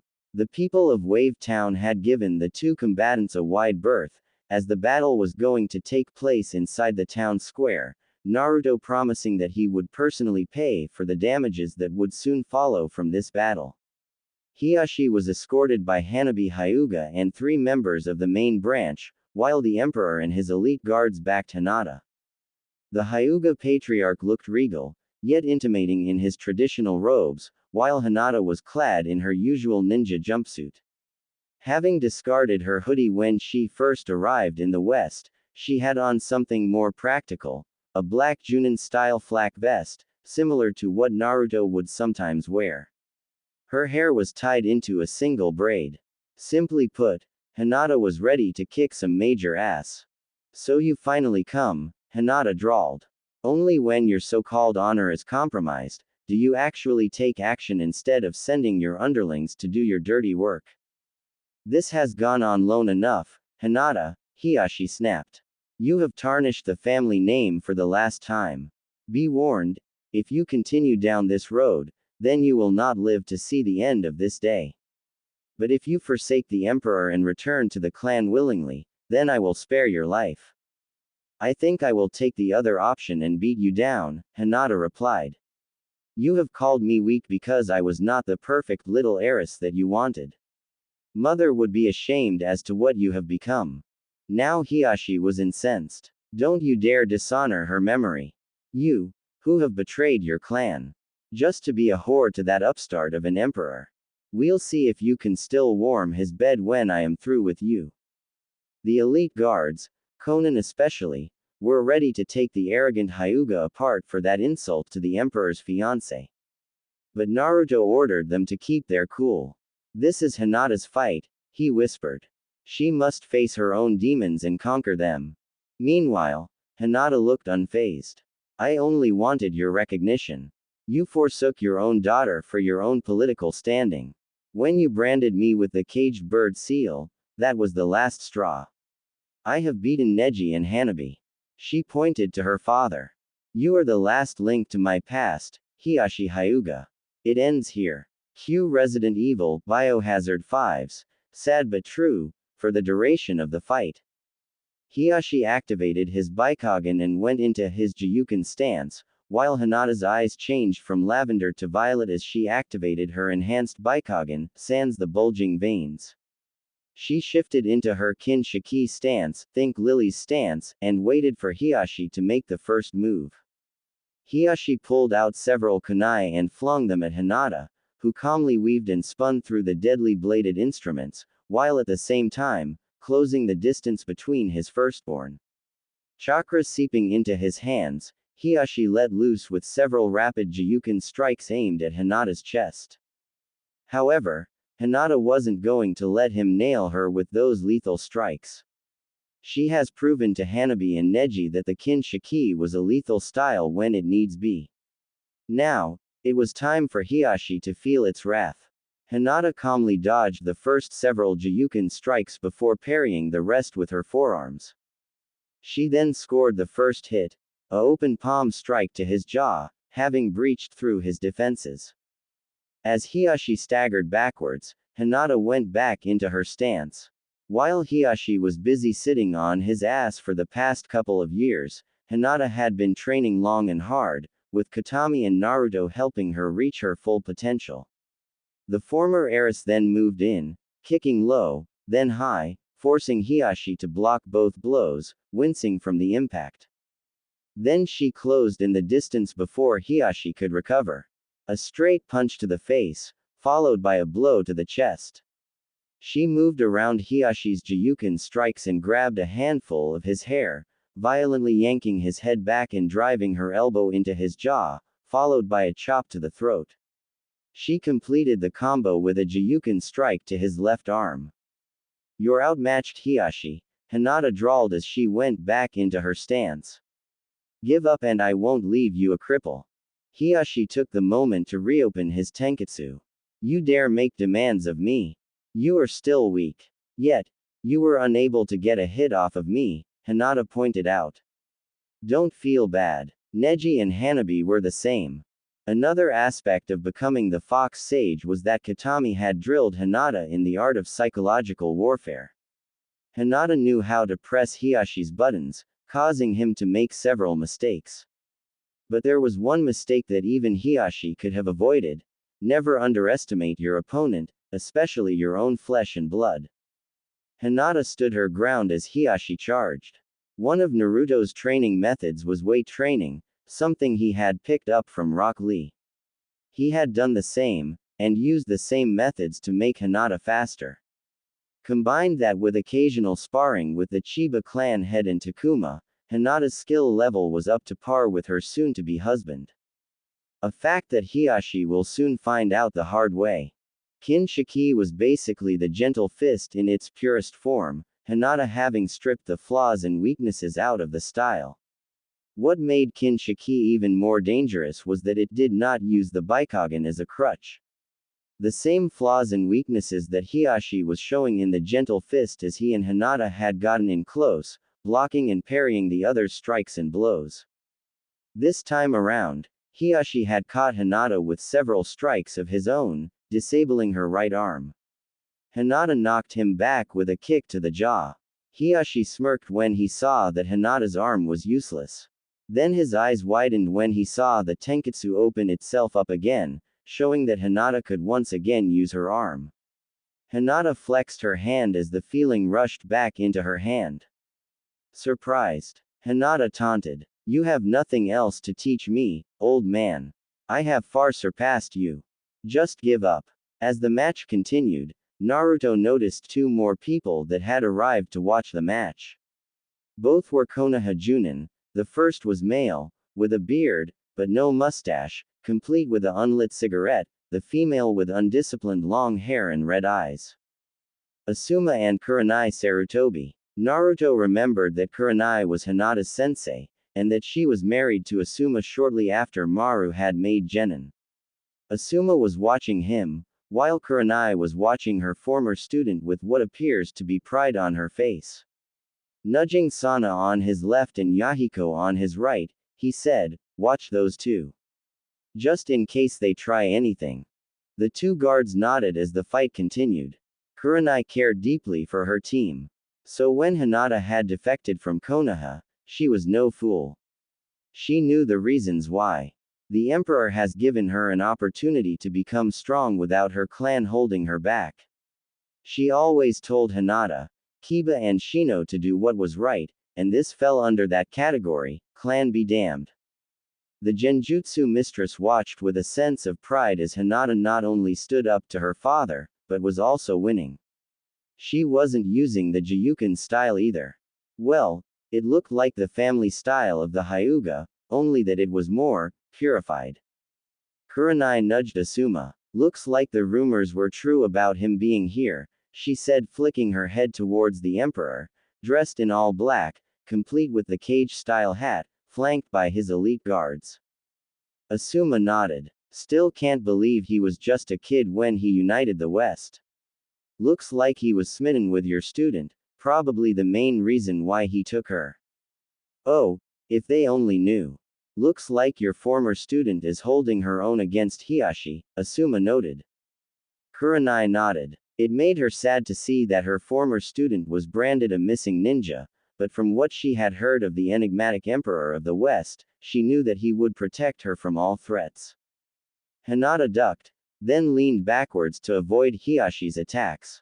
Hiashi attempted a palm heel strike, only to have Hinata counter by calmly flipping him to the ground. Hinata raised one leg up in a vertical split before bringing the heel down on Hiashi, who rolled out of the way. Hiashi had been training hard for this day, this Hinata had realized. After Naruto had defeated both Neji and himself, Hiashi had gotten back into training.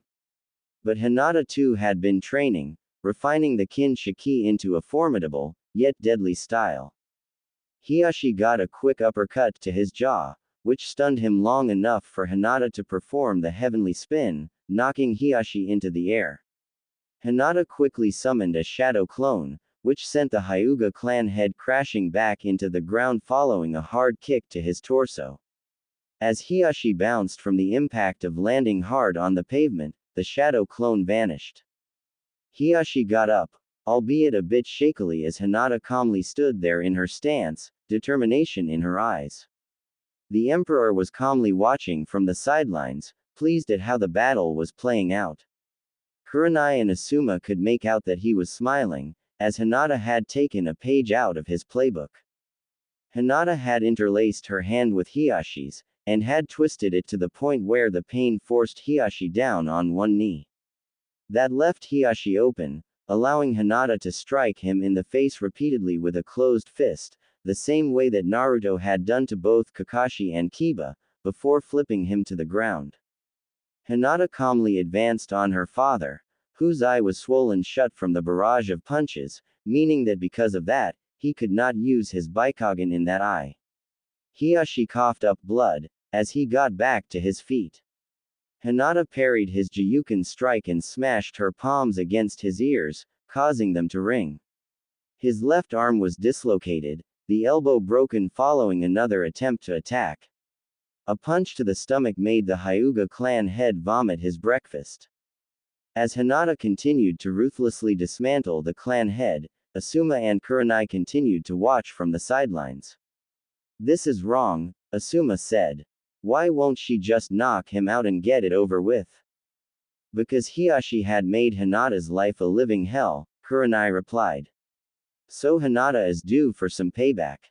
Not that I blame her. Hiyashi is a prick, and the main branch members need to get knocked down a peg or three." "So true, love," Asuma conceded. As Hiyashi staggered to his feet, Hinata decided to end this battle once and for all. And she knew just how to do it.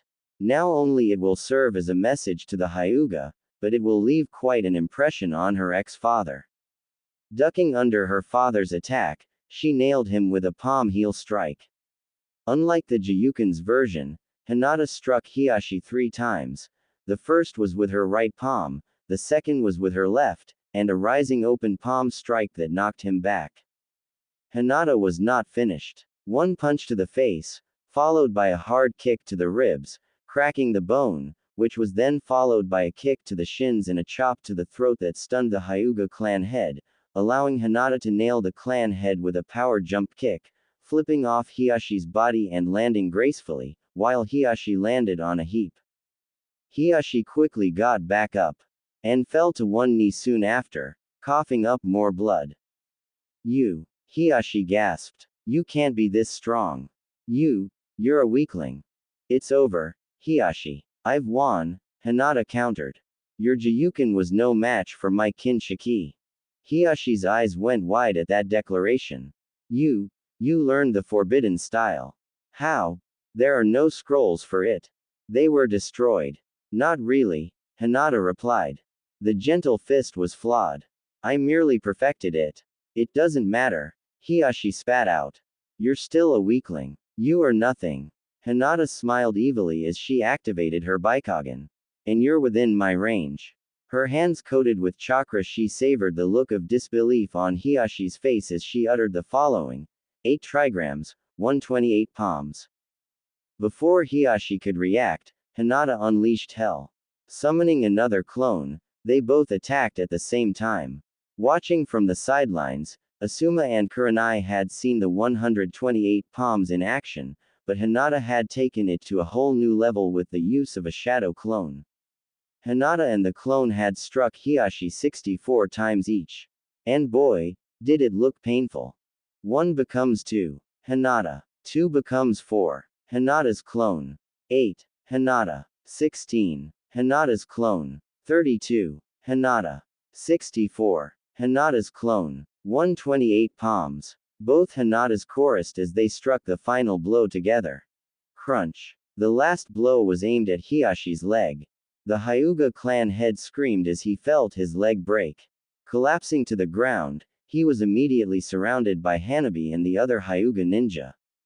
Hiyashi coughed up blood as he tried to keep consciousness, his eyes showing nothing but hatred at his former daughter.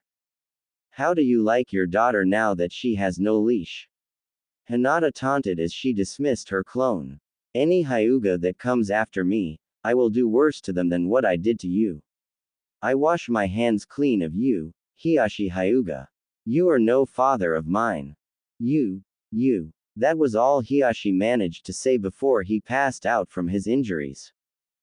Father, Hanabi whispered softly. Then she turned to Hinata, her own Byakugan active, as were the other main branch ninja present. Get her. Before the main branch ninja could move in, Naruto intervened. The Hyuga ninja backed up as they saw Naruto at Hinata's side, katana drawn. He was backed up by his elite guards, who were ready for action. The Emperor drew a line in the street with his blade before turning his eyes on Hanabi. Hinata is under my protection, as if she needs it, from what I have seen, Naruto deadpanned. Take your father and go. You can have that. Hanabi was cut off when Naruto was at her side, the katana at her throat. Finish that sentence, and you will be a head shorter, Naruto threatened, the blade digging in just deep enough to draw a trickle of blood. Hanabi knew that she was outnumbered.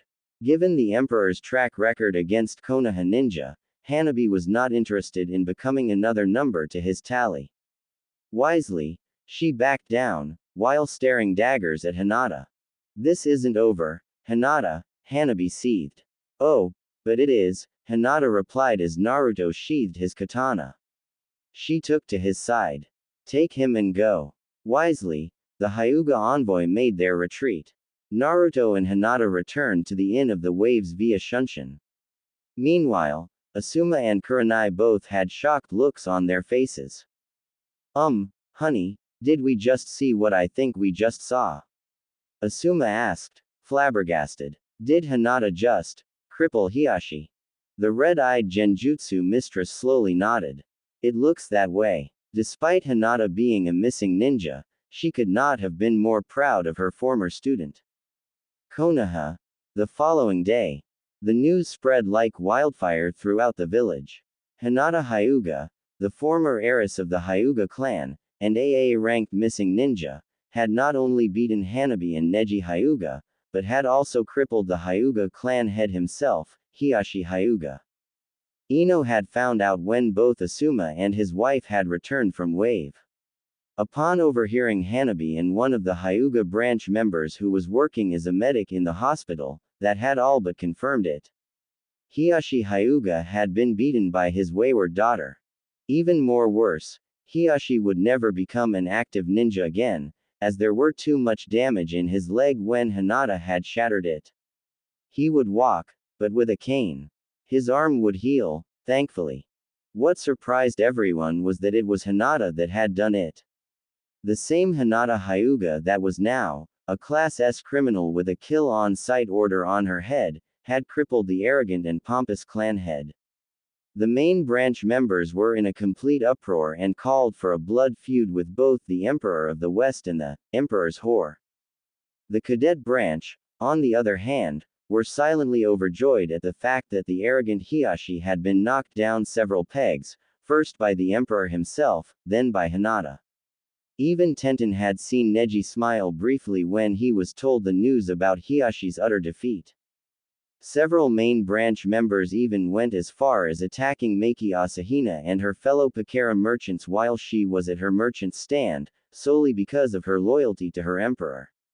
After Meiki had sliced down 3 main branch members with her katana and left them to bleed out in the streets, did the Hyuga backed off. Meiki would have been charged with murder, had it not been for Kurenai Sarutobi, Shikaku Nara, Inochi Yamanaka and Shuza Akamaiki, who were present during the fight. Thanks to their testimony, Meiki wasn't charged with the 3 killings, as they were self-defense. Hanabi simply responded by ordering an increase on Hinata's bounty, the price doubling from 20 to 40 million ryo, with the orders, dead or alive. Hyuga Compound. 3 weeks later. The compound was on edge. What will become known as the second Hyuga incident had just transpired in Konoha. A squad of S-class missing ninja had infiltrated the Hyuga compound in the dead of night. Their target. The heir apparent of the Hyuga, Hanabi Hyuga. However, a branch clan member had sounded the alarm. The squad of S-class missing nin were all routed and eliminated. They had no Hitai Atesh which identified them which village they came from, but one of them had a vital item which explained why they were there in the first place. A bounty contract. The bounty in question was on Hanabi's head. The bounty was worth 120 million ryo, 3 times the bounty that was on Hinata's head. The next day, a courier ninja had arrived with a scroll for Hiyashi. The scroll contained a note from the emperor himself, as well as a copy of Hanabi's bounty contract. By now, all of the ninja villages in the east will have copies of this bounty contract. Call off Hinata's bounty and I will do the same with Hanabi. Speak with Captain Asahina of the Pakara merchant house. Otherwise, I would watch the ninja in your village very carefully, Hyuga. Oh, and if you break your word, I will destroy the Hyuga main branch clan. Konoha, office of the Hokage. Tsunade wasn't surprised when she saw Hiyashi enter her office, leaning on a walking cane. She had heard about the attack inside his compound, as well as the bounty contract on Hanabi's head. Hiyashi slammed the documents on her desk. My family was attacked last night. They tried to kidnap my daughter. I demand justice. The slug sage leaned back in her seat. Funny. I seem to recall having this same conversation with you when you decided to brand Hinata with the caged bird seal. You said that since it was a clan matter, that I have no influence in Hyuga business. This business you have with the emperor taking Hinata is a clan matter, as is this bounty. I have no influence in this mess, which is of your own making. If I were you, I would seek peace with the emperor. Hiyashi growled. He knew that Tsunade was right. He enjoyed rubbing it in her face when she tried to stop Hinata from being branded with the caged bird seal, and now, she did it to him. Now, all of Konoha had found out about the bounty on Hanabi's head. Remembering what the Pakara merchant had said about the emperor being the most wealthiest of the clans in the west, he had a sinking realization that the bounty on Hanabi's head was just a hint of what he could muster. More money than the noble clans of Konoha combined. He excused himself and headed for the Konoha market. Hinata's diary. Entry 11. Empress consort Hinata Namikaze. That has a nice ring to it. Right now, Naruto and I are at the summer palace in South Ichiyama. Katami and I are running the empire as proxies while Naruto and I are away for our 3-week honeymoon. As a girl, I always dreamed of being married to Naruto. Now, it's a reality. After Naruto had lifted the bounty contract off of Hanabi, things began to go even more hectic as the wedding date inched closer. Naruto and I agreed that we should not go for such a huge wedding ceremony, as it would draw unwanted attention. So we decided on a private, quiet ceremony at the Dragon Temple in the imperial capital, inviting only the powerful and influential clan heads for the ceremony. The Sand siblings, Team Misfits, Yukie Fujikas, Mei Terumi and the Jinchuriki were also in attendance. Tazuma, Tsunami and Inari were also in attendance. The marriage ceremony was just perfect. Even A and B were in tears.